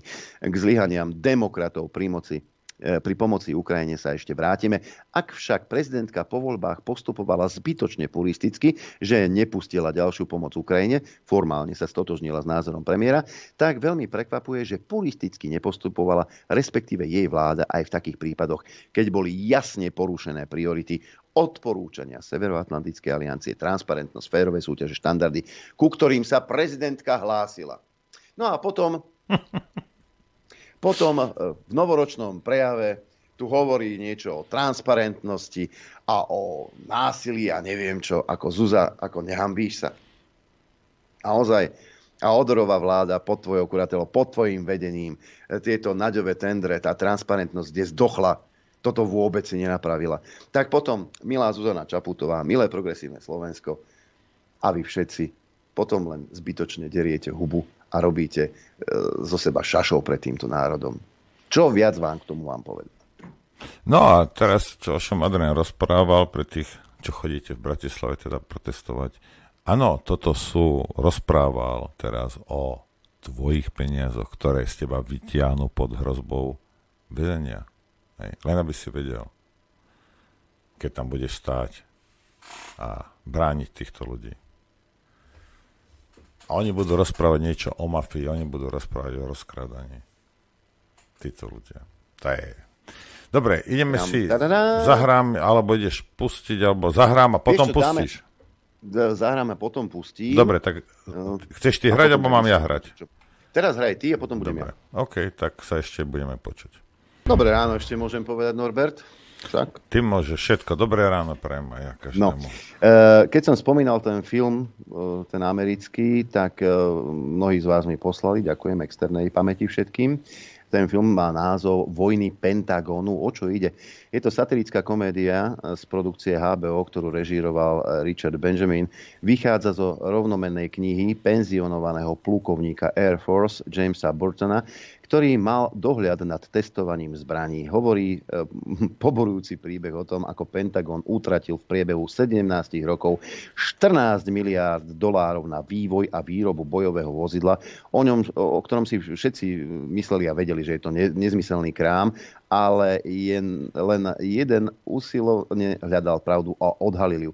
Pravdu predsa žiadny vymysel nenahradí. Nuž, takto funguje vývoj tých zbraní. A potom sa čudujete, že Leopardy poprípade britské Challengere horia ako fakly. Hej? A tam sa točia neskutočné peniaze. No a potom, keď sa naozaj ide do reálneho boja, nie s pastiermi kôz, tak tá technika, ako napísal Jožko, pozdravujem ťa, to ako ísť na horskú turistiku v lakovaných topánkach do truhly. Treba podotknúť, ale že nie je to tým, že by Američania boli hlupáci, alebo aj Nemci, že nevedia vyrobiť nejaký tank. Nie, toto je tá korupcia, pani Nikolsonová. Hej, toto je tá korupcia. Preto je to tak, ako to je. Nie preto, že žijú tam hlupáci, oni nevedia vyrobiť nejakú strojárskú záležitosť. Nehnevajte sa na mňa. Hej. Toto je tá korupcia. Hej.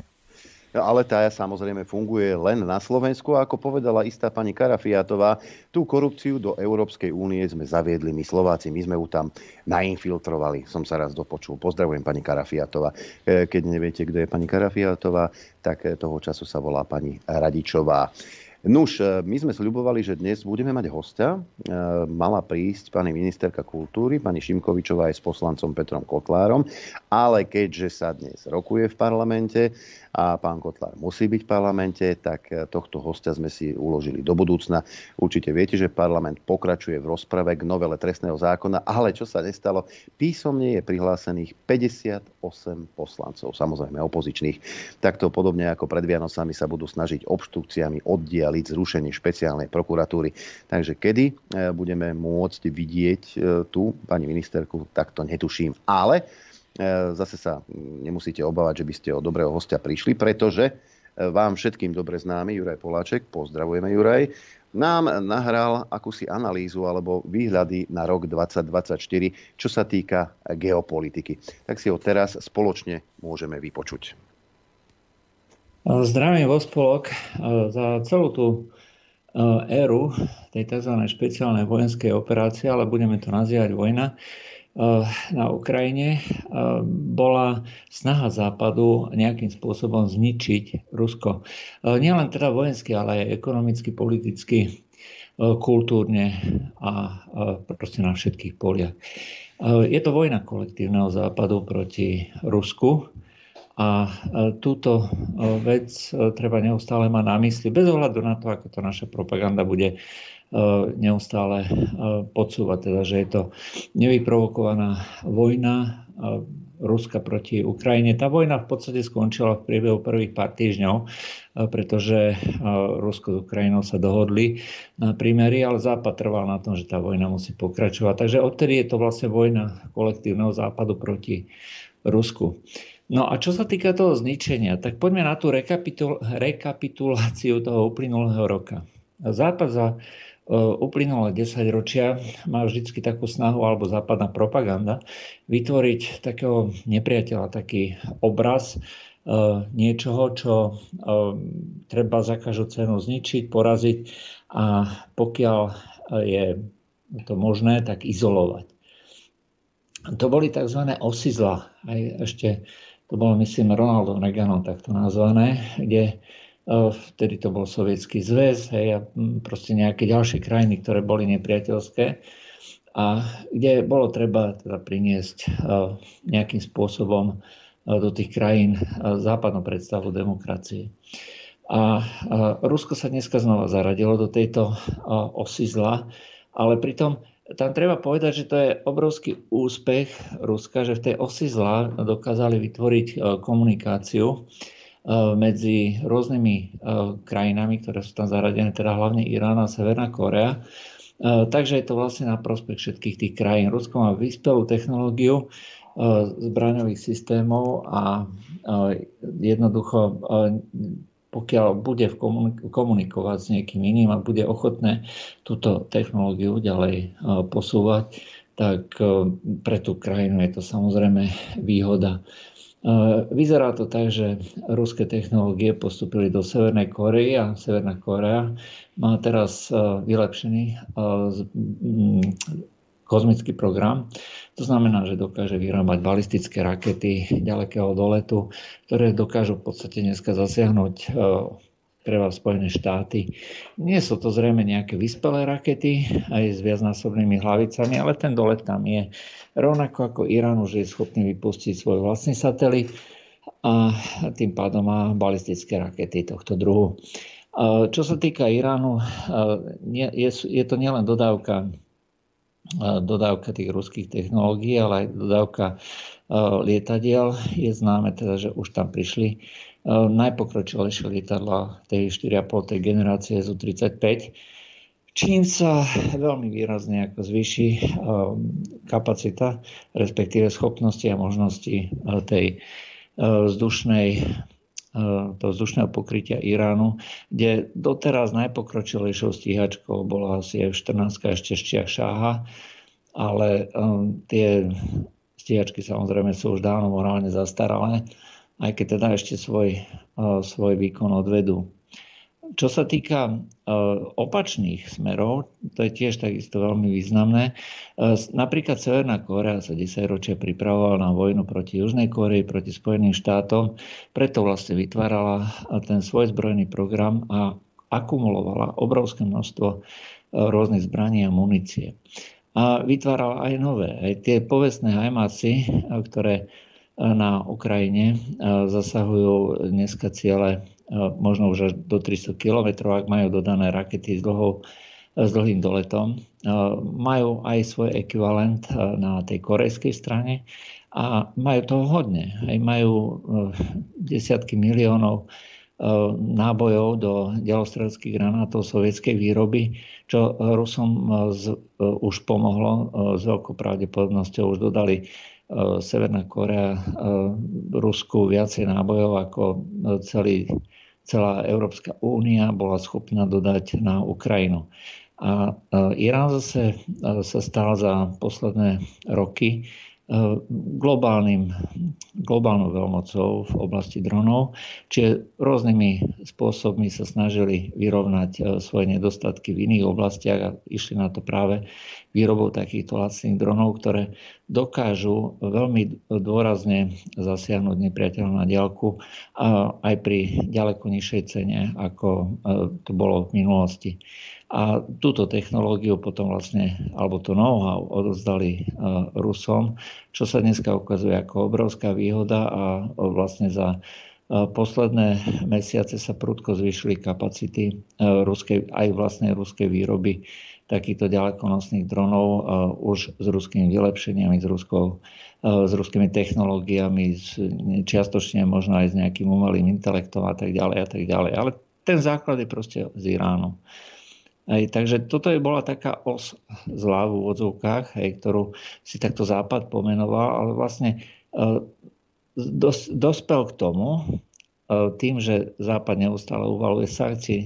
Nie je tam tá pohnutka, alebo respektíve tá politika cukru a biča. Je možné ako nejakým spôsobom niekoho motivovať, aby sa povedzme zmenil politiku, ale musí za to niečo dostať. Takýmto spôsobom je možné teda odmeňovať v úvodzovkách, ale aj trestať. Ale pokiaľ niekoho len trestáte celé roky a celé 10 ročia, tá ekonomika, politika a všetko okolo toho sa tomu prispôsobí. A nakoniec vy už nemáte žiadnu páku, akým spôsobom ho motivovať. Irán má dneska tú atomovú technológiu, atomový výskum vytvorený nezávisle napriek americkým sankciám tak, že je schopný kedykoľvek vyrobiť atomovú bombu v priebehu pár mesiacov. To vôbec nie je žiaden problém pre nich. A takto by človek mohol pokračovať všelikde. Severná Kórea takisto už vyrobila atomovú bombu, má takisto kozmický výskum, má takisto rôznu zbrojnú výrobu a takisto má vytvorené kanály na dodávku toho, čo potrebuje. Je dôležité ešte spomenúť Čínu, kde Čína sa stala takým neoficiálnym spojencom Ruska, aspoň teda v očiach našej propagandy oficiálnym, ale ono je to tak, že Čína nikdy nebola, nie a ani nebude spojencom Ruska. Sú to geopolitickí protivníci. Už len z toho dôvodu, že zdieľajú spoločnú hranicu, majú spoločný kontinent. Zatiaľ je to tak, že pre nich je výhodnejšie nejakým spôsobom spolupracovať. Tam treba povedať, že Čína dodržiava sankcie, ktoré kolektívny Západ uvaluje na Rusko. Jedinec, ktorý je pod sankciami, alebo spoločnosť, ktorá je pod sankciami, si v Číne neotvorí účet. A nie je možné financovať projekty, na ktoré Západ uvalil sankcie. Proste Čína sa stiahne z takýchto projektov. Ale tam je dôležité a podstatné, že Čína jedná nezávisle a bez Číny by niektoré veci v Rusku neboli dneska možné. V Rusku za posledný rok Rusko sa stabilizovalo, ekonomika šlape ako hodinky. Nárasty niektorých prípadov v ekonomike sú obrovské, to sú desiatky percent, hlavne teda v oblastiach polovodičových technológií. Proste Rusko sa snaží zmazať tú svoju závislosť od zahraničia a vytvoriť si vlastné reťazce dodávok, tak aby mohlo robiť to, čo potrebuje, čo ekonomika, zbrojný priemysel potrebuje. Ale toto nie je možné robiť bez Číny. Čiže keby sa urobil kompletné sankcie úplne na všetko, čo sa do Ruska dovezie a vyvezie, tak vtedy by možno bolo možné uvažovať aj v týchto intenciách, že či skutočne Čína sa do toho zapojí alebo nie. Ale dneska bez Číny by takéto nárasty neboli možné. Prudko sa zvýšil dovoz obrábacích strojov, bez ktorých priemyselnú výrobu a tú tzv. Náhradu priemyslu neurobíte. No a tým, že všetky technológie, ktoré Rusko potrebuje cez rôzne s prižmúrením očí, samozrejme vládnych kruhov v Číne, aj preto je to taký neoficiálna podpora. Proste sú tam sankcie, ktoré sa formálne dodržiavajú, ale neoficiálne sa dá vždycky nejakým spôsobom cez Čínu dostať aj cez nejaké tretie firmy. Proste v Číne to vyšetrovať nikto nebude. Takže takýmto spôsobom je schopné Rusko prežívať a prežiť, aj pretože je zapojené do globálnej ekonomiky a v tej globálnej ekonomike to proste funguje takto. Aj nie je možné izolovať krajinu, ktorá je významným členom tejto globálnej ekonomiky. Vždycky bude tam významný export, vždycky tam bude významný import a vždycky budú cesty, akým spôsobom to obyť. Toto si Západ proste neuvedomuje. A toto je jedna z obrovských prehier toho globálneho Západu, že sa snaží diktovať tomu svetu niečo, na čo nemá kapacity.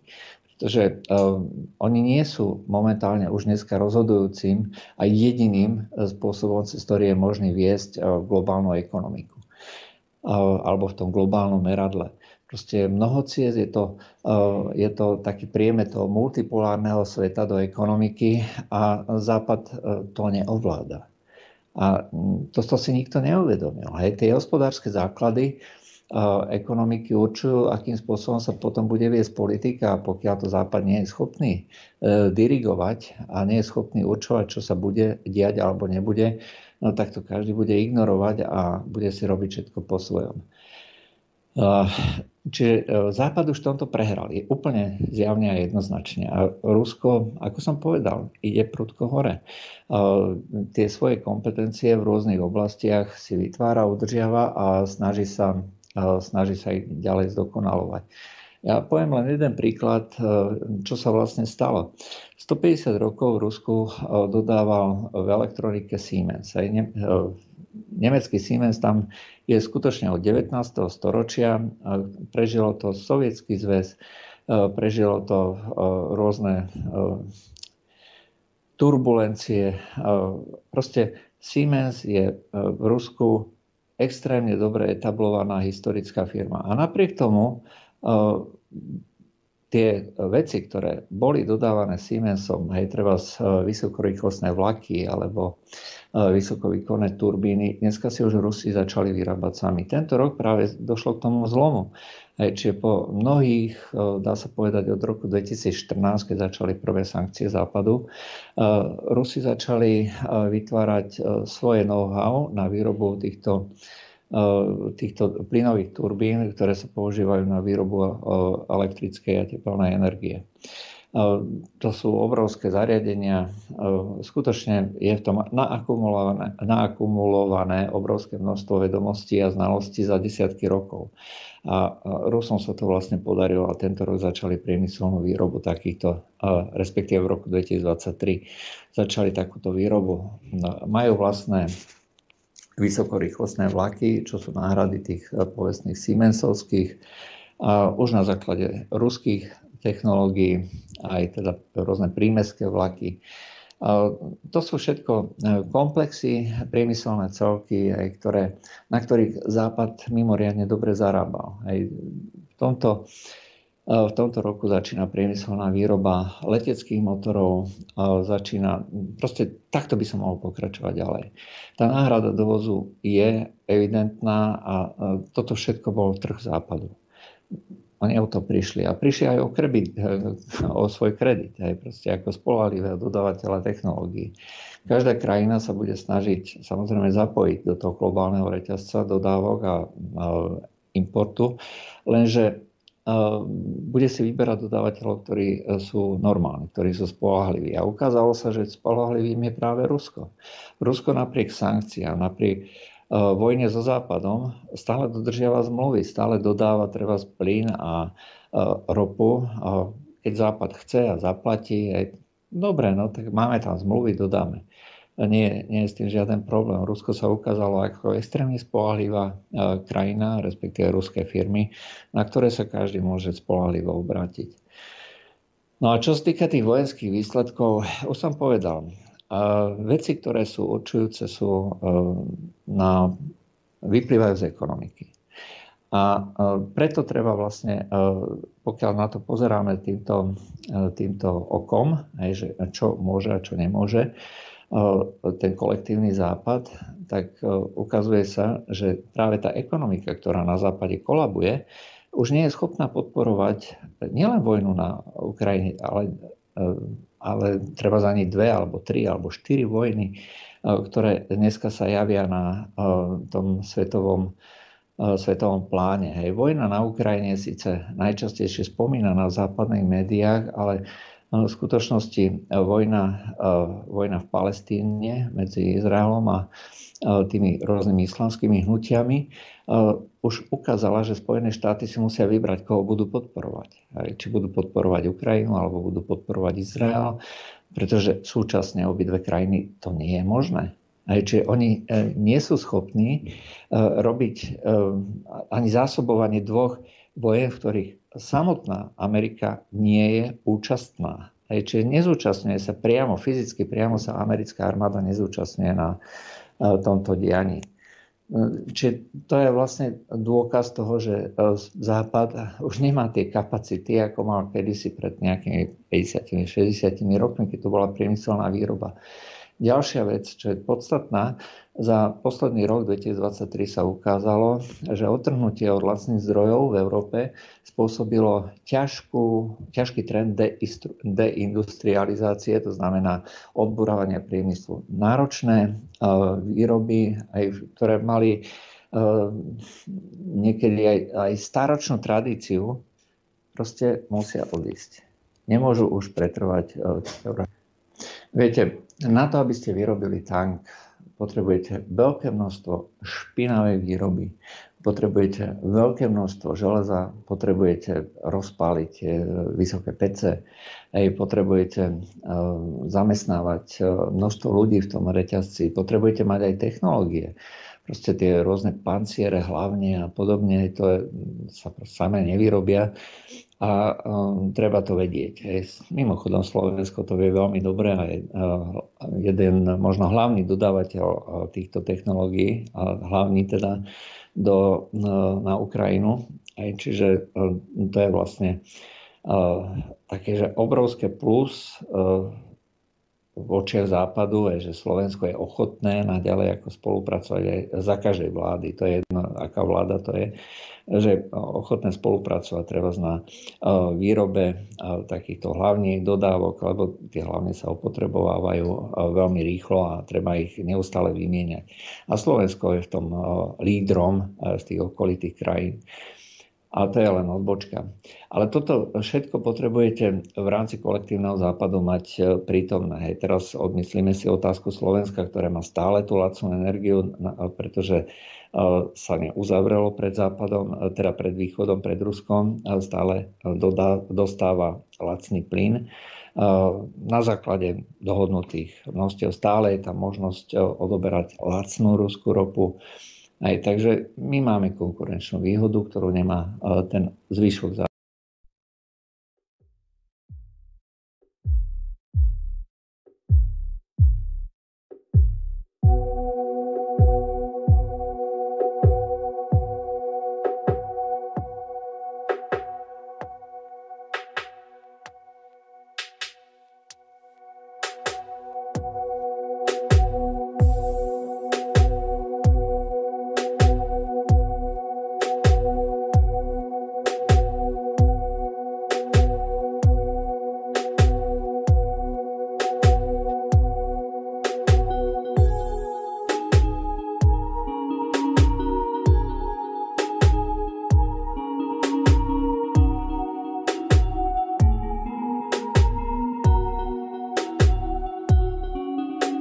západu a oni sa vlastne dostali do područia Spojených štátov. Ale to je pre tie veľké firmy nevýhodné. Hej. Takže keď potrebujete minúť plyn za miliardy dolárov a naraz vám skočí tá cenovka dvojnásobne alebo trojnásobne, tak zistíte, že tento biznis je pre vás nevýhodný a idete tam, kde to proste výhodné je. Ušetriť miliardu je v jednoročnej perspektíve fajn, v 10-ročnej perspektíve je to 10 miliard, a to pre tých akcionárov je rozdiel medzi prežitím alebo teda podporou toho podniku a teda ďalším investovaním alebo proste odchodom od tých investícií a podnik skrachuje.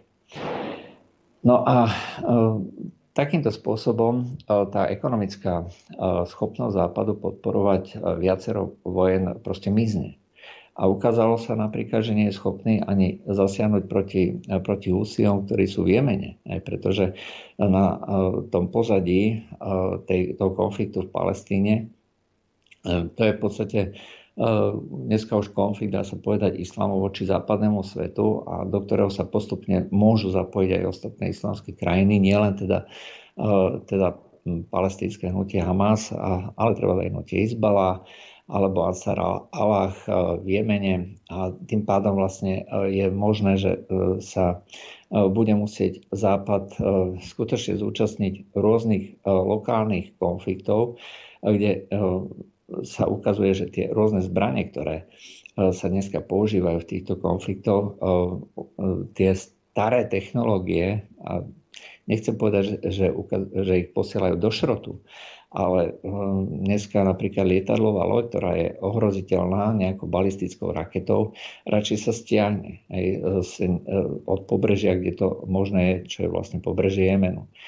No a potom, akým spôsobom chce Západ bojovať, keď nie je ochotný tú svoju nohu pešiaka položiť na tú pôdu. Aj pretože toto vlastne vždy bolo cieľom vojen. Ako zničiť nepriateľa, ale vždy potom to územie nejakým spôsobom obsadí nohou pešiaka. Ale to Západ nie je ochotný a ani schopný. Tu bola 10-ročia výchova, že vojna je fuj. Vlastníctvo je fuj. Armáda je fuj. Toto všetko sú limity, cez ktoré už Západ nie je schopný prejsť. Čiže máme tu na ekonomickú degradáciu, máme tu na ideologickú degradáciu. Západ si môže myslieť, že je najlepší na svete, ale pokiaľ to nie je schopný obhájiť aj tými zbraniami a tými svojimi armádami a pešiakmi, tak to je irelevantné. Nemá to vôbec žiaden význam. A tým pádom Západ ideologicky je mimo hry. Nie je schopný svoje predstavy a ideológie presadiť silou. To, že má rakety, je jedna vec. Ale ukazuje sa, že môžete bombardovať ako chcete, akékoľvek územie. Pokiaľ tam sú pešiaci, ktorí sú ochotní a schopní to brániť, tak tie rakety to nejako neovplyvnia. Museli by ste to možno zbombardovať atomovými zbraniami, ale to je asi tak konečná pre celé ľudstvo. Ale v tej klasickej vojne to proste nejde. Rusi sú ochotní poslať pešiakov na Ukrajinu, sú ochotní umierať za svoje predstavy o bezpečnosti a jedno, čo si o tom myslíme. Ak to Západ nie je ochotný akceptovať a túto výzvu prijať, to znamená, že pošle svojich vojakov, tak samozrejme sa nič neudeje. Čiže keď prejdem vlastne z tej ekonomickej, ideologickej a politickej oblasti na tú vojenskú. Rusko za uplynulý rok dokázalo, že vie sa brániť, aj keď to takto poviem. Západ naopak, pretože tú vojnu vedie vlastne on, a tie rôzne aktivity, ktoré sa dejú na Ukrajine, sú vždy koordinované alebo priamo riadené Západom, tak toto všetko Západ ukazuje, že nie je schopný. No a tým pádom Rusi budú pokračovať ďalej. Majú zvýšenú priemyselnú výrobu, majú svojich spojencov ktorí ich sú schopní zásobovať v miere ďaleko vyššie ako Západ, pretože Západ má veľkú výrobu rôznych hamburgerov, ale nie výrobu tankov. Ale to je práve otázka k Severnej Kórei, Iránu, Číny a podobných, kde práve tie skutočné výroby, priemyselné výroby, ktoré niečo dokážu, neustále idú dopredu, neustále sa zvyšuje výroba, skvalitňuje sa výroba, a neustále sa vyrábajú nové a nové veci. Premýšľa sa o tom, akým spôsobom Západu v úvodzovkách podrezať krk. A Západ túto výzvu nie je schopný akceptovať. A preto vlastne Rusko, ktoré dokázalo teda vytvoriť takéto spojenecké alebo kvázi spojenecké zväzky a dokázalo, že tú svoje predstavy o bezpečnosti bude a je schopné brániť, bude postupovať ďalej. Čo sa týka Ukrajiny, no, je to veľmi smutné, že sa nejaká krajina dostane do područia Západu tak, že je schopná sa vyhubiť samú seba. Ale to je presne prípad Ukrajiny. To vedenie, ktoré tam bolo dosadené za pomoci Západu, alebo teda keď berieme od toho roku 2014, aj ten prevrat v roku 2014 bol v podstate vypracovaný niekde v centrálach, ja neviem, CIA alebo kde. A tie koláčiky Viktórie 0 na Majdane boli asi tak najpríznačnejšie. Proste za koláčiky, keď to tak prenesiem, sa boli Ukrajinci ochotní predať do služieb Západu a vytvoriť sami zo seba antirusko a uverili Západu, že sú vlastne ich partner. Čo nikdy nebola pravda, vždy to bol nástroj. A hynú teraz stovky tisíc Ukrajincov úplne zbytočne. Ako som povedal, tá vojna skončila v priebehu pár týždňov. To vedenie Ukrajiny sa dohodlo s Kremlom v podstate len na tom, že Ukrajina nebude v NATO a Rusi odídu zo všetkých území. To bola dohoda, už podpísaná. Západ to zmietol zo stola, pretože Ukrajina je nástroj. Ona nemá čo rozhodovať sama o sebe. Nemá čo rozhodovať o tom, že či bude žiť alebo nebude žiť v miery, či bude umierať alebo nebude umierať. Bohužiaľ, veľká časť Ukrajiny to nechápe, pretože majú za sebou nie že 10 rokov vymývania hlav. Bohužiaľ sú to 10 ročia. No ale túto technológiu ovplyvňovania spoločnosti hneď po rozpade Sovietskeho zväzu Západ začal aplikovať teda na všetky postsovietské krajiny, ale špeciálne na Ukrajinu. A tam sa im to veľmi dobre podarilo. Čiže tam je už dneska sú milióny ľudí, ktorí sú presvedčení o tom, že sú lepší, než sú Rusi. A že sú schopní ich ešte stále, veria tomu, že s pomocou Západu, že sú schopní ubrániť svoje teritorium a naopak poraziť Rusko vo vojne, čo, ako som povedal, nie je vôbec možné. Ekonomicky to nie je možné, politicky to nie je možné. A toto je proste tvrdá realita. Západ môže dodávať aj tie najpokročilejšie zbrane na tom výsledku vojny. To nič neovplyvní, len sa tých zbraní zbaví. To je prvá vec. Druhá vec, zahynie ešte viacej ľudí. A ten výsledok bude taký, ako už naznačili predstavitelia Ruska a predstavitelia. A to je jedno na akej úrovni. Ale dneska je už pevné presvedčenie, že nestačí sa dohodnúť s ukrajinskou vládou, pretože ukrajinskú vládu už nikto nepovažuje za reprezentanta Ukrajiny na strane Ruska. A Rusko si same bude určovať, aké sú bezpečnostné limity. A tie bezpečnostné limity naznačili výroky Putina, Medvedeva, že ruské mesta treba oslobodiť.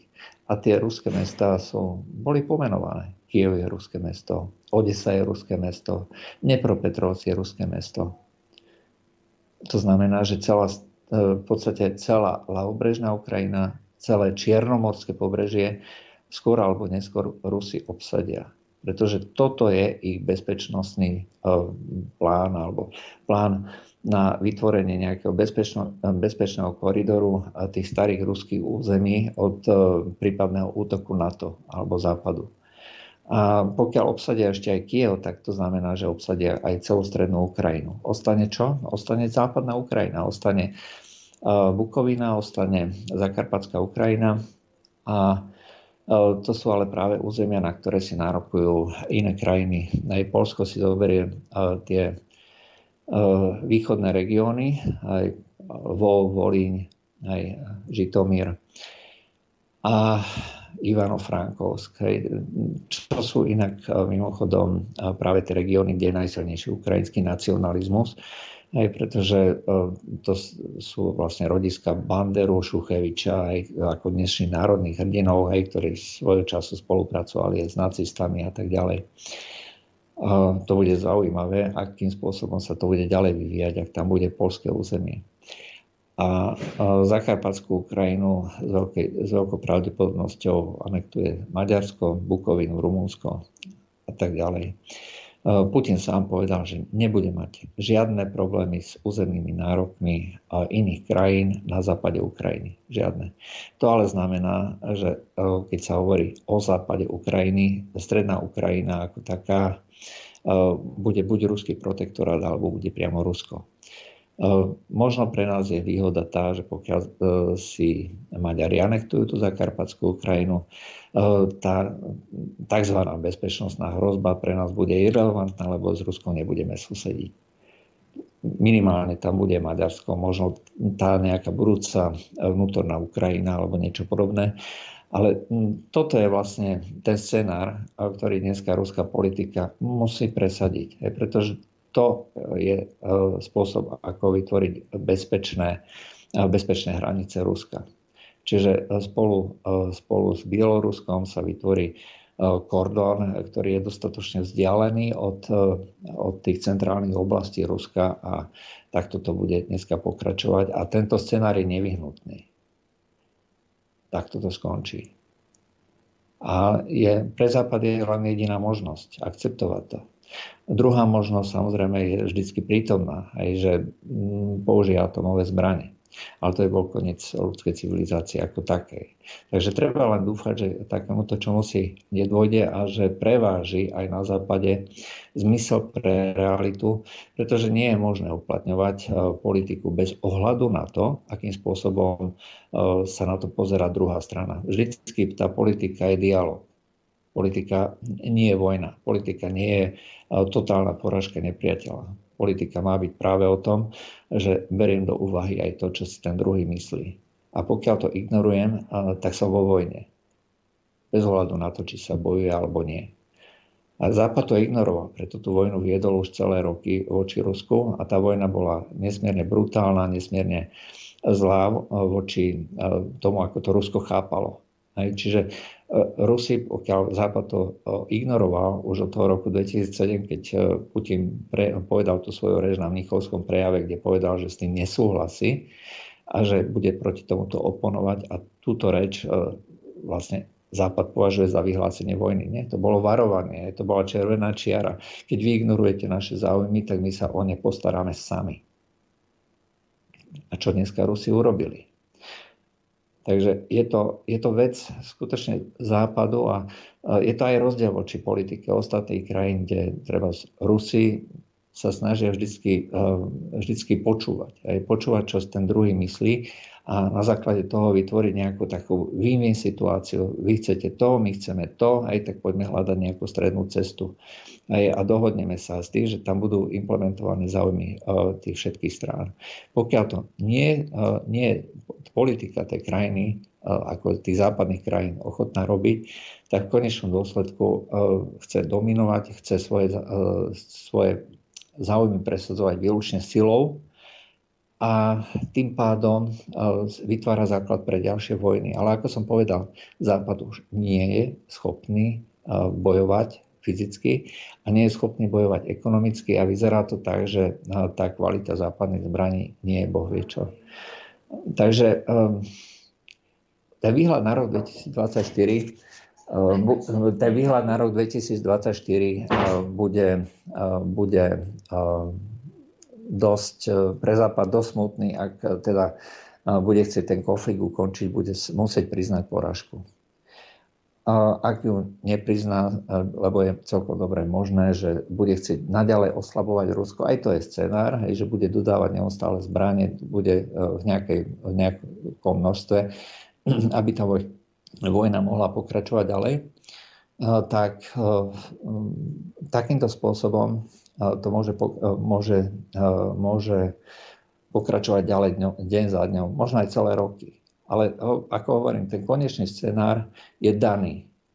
Tie bezpečnostné alebo tie bufferové alebo tie zóny, ktoré Rusko potrebuje a bude si musieť zabezpečiť bez ohľadu na to, či ako sa to komu páči, zahrňajú minimálne tú ľavobrežnú Ukrajinu, to znamená územie Sumy, Černigov, Charkov, Donetsk, Lugansk, Záporožie, Cherzon a celé Čierne more, to znamená celý Nikolajevskú oblasť a Cherzonskú oblasť.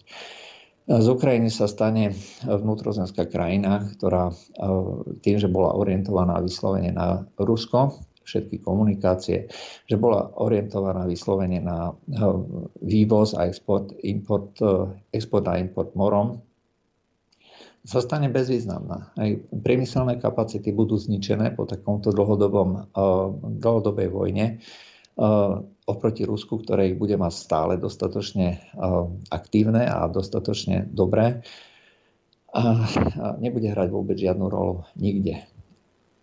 A bohužiaľ zahynie o mnoho viacej ľudí. Čím skôr tá vojna skončí s týmito bezpečnostnými limitmi Ruska, ako som povedal, tie sú dané. Takto to proste skončí. Tým zahynie menej ľudí. A pokiaľ by došlo k tomu, že v tomto momente, v najbližších mesiacoch by Západ priznal, že na to nemá, Ukrajina by si stále mohla zachovať svoju nezávislosť, ale samozrejme už len v určitých hraniciach. Povedzme, ak by Kyjev ostal hlavným mestom s tým, že na ľavom brehu by už bolo Rusko, bolo by to vlastne mesto, ktoré by bolo plne ovládané a kontrolované tou druhou stranou. Ale tá stredná Ukrajina by stále mohla mať nejakú svoju nezávislosť. A možno by aj tie západné územia, na ktoré si dneska robí záľusk Poľsko, Rumunsko a Maďarsko, by mohli ostať súčasťou takejto Ukrajiny. Toto je možný scenár, ktorý by zabezpečil aj, aby ovca čiastočne ostala celá a aby sa vlk nasýtil. Pokiaľ k tomuto nedôjde, Ukrajina nakoniec zanikne úplne. A bohužiaľ bude tam ďaleko viacej obetí. Dobré ráno, priatelia. Už poviem dobrý deň, lebo už je pol 12 za chvíľu. Napriek tomu si povedal dobré ráno. Dobrý deň prajem každému. Inak poviem ti, že vonku je také počasie, že ani kolíkovú by som do neho nevyhnal. To je hrôza. Ty si taký zlý. No nie, nevyhnal by som ju, nie. Je kosa, ale však prišla zima, to je to globálne oteplovanie na severe Európy, rekordné teploty pod bodom mrazu -40 vo Fínsku, Norsku, vo Švédsku, rekordné prírastky snehovej pokrývky, no skrátka to globálne oteplovanie sa nám vyzúrilo tentokrát. Uvidíme teda, aká bude zima, ale čo viem určite odhadnúť je to, že som zapol už telefón 0950 66 11 16, teda prvýkrát v tomto roku môžete reagovať na vysielanie. No a samozrejme aj mailová adresa ráno@infovojna.bz a na linke už máme prvého poslucháča. Dobrý deň, prajeme, počúvame, sme samé uši. Zdravím vám za všetkých poslucháčov a divákov a želám všetko dobré do nového roka. Vlado Križovaný. Bola spomenutá kandidatúra, pokus o kandidatúru pána Danka na post prezidenta Slovenskej republiky. Keď bol predčasnom Infovojne, tak som mu položil otázku, že či SNS podporí národného kandidáta. Tak odpoveď teda bola taká, že dozvieme sa, takže sme sa dozvedeli. A môj osobný názor je, ale možno sa mýliť, že to, že pán Andrej Danko vstúpi ako kandidát do volieb, tak ide o to asi možno, že aby sa zobrali hlasy pánovi Harabinovi, aby sa takýmto mechanizmom zabezpečilo, že on pán Harabín sa nedostane do druhého kola. Ale bol by som rád, keby som sa mýlil. Čo vy na to, páni? Majte sa dobre, do počutia. Tak ako národného, on podporí sám seba, nie? Keď bude, on seba považuje za národného kandidáta. A podejte sa s týmto odoberaním hlasov. Ja poviem to, a nebude sa to páčiť nikomu, a Dankovi sa to dostane do uši a bude nasratý na mňa, ale mi je to úplne jedno. A nemyslím si, že to by bola nejaká konšpirácia, že ideme Harabinovi zobrať hlasy. Hej. Čo ja si myslím je, že pánovi Dankovi je bližšia jeho strana než Slovensko. To si myslím ja. Hej. Že záujmy Slovenskej národnej strany sú nad záujmami Slovenskej republiky. A môžete ma linčovať. Hej. Ale to je iba môj názor. Adrianko, čo si tým myslíš? Ten ti nikto neberie. No, dobre. To, či bude kandidovať, vraj oznámi tento týždeň, povedali pán Huliak včera na Markíze. Tak sranda bola, že na Markíze vlastne ani nebol v programe tento pořad veľmi poučný a vtipný na telo, ale nakoniec ho zaradili. V tej debate mal byť Rudo Huliak s Matovičom, ale v koalícii sa dohodli, že teda s Bláznom diskutovať nebudú. Len nerozumiem, prečo potom išiel Rudo so Šipošom do debaty, lebo to je Pražďakov úvod. To je len taký klon Matovičov, pretože on, predpokladám, že Šipoš má doma taký malý oltárik, kde má jeho fotku a zapálené sviečky a modlí sa k nemu. Mám tu mail. Dobrý deň. Úvodom vám prajem všetko dobré v tomto novom roku. Neuveríš, kto nám píše. Chcela by som vás informovať, ako skončil môj prípad, dôchodkyňa, dnes 69-ročná, čo nemala v roku 2021 rúško v prímestskom autobuse. Pamätáš si to? Babka zbila policajta. No, podľa rozhodnutia súdu musím zaplatiť do 30 dní policajtovi Michalovi H. z polície v Nemšovej 2173 eur, to je 1360 eur bolestné, plus 813 eur náhradu jeho platu, lebo 14 dní ma rodoval. A čo mu ona urobila, že 2 týždne bol mimo? No, kopla ho do brúška. Pritom mám 457 eurový dôchodok, z čoho mi po zaplatení nákladov na bývanie, lieky a zdravotné poplatky zostáva na stravu denne 7 eur. Nakoľko nemám advokáta, rozmýšľam, že si to pôjdem odsedieť. Tam bude mať všetko zadarmo. S pozdravom, naša poslucháčka Anna. I takto sa rozhoduje teda na našich súdoch. Neviem, čo s tým urobiť. Odkladám si tento mail. Treba to posunúť niekde, lebo toto je... Milí právnici, hláste sa, ak sa chcete ujať. My sme jeden chorý štát. My sme jedna chorá spoločnosť. A môžete si tlapkať po ramenách, koľko chcete. My sme chorá spoločnosť. Toto nie je normálne. Toto nie je normálne. Máme telefonát ďalší. Nech sa páči, počúvame.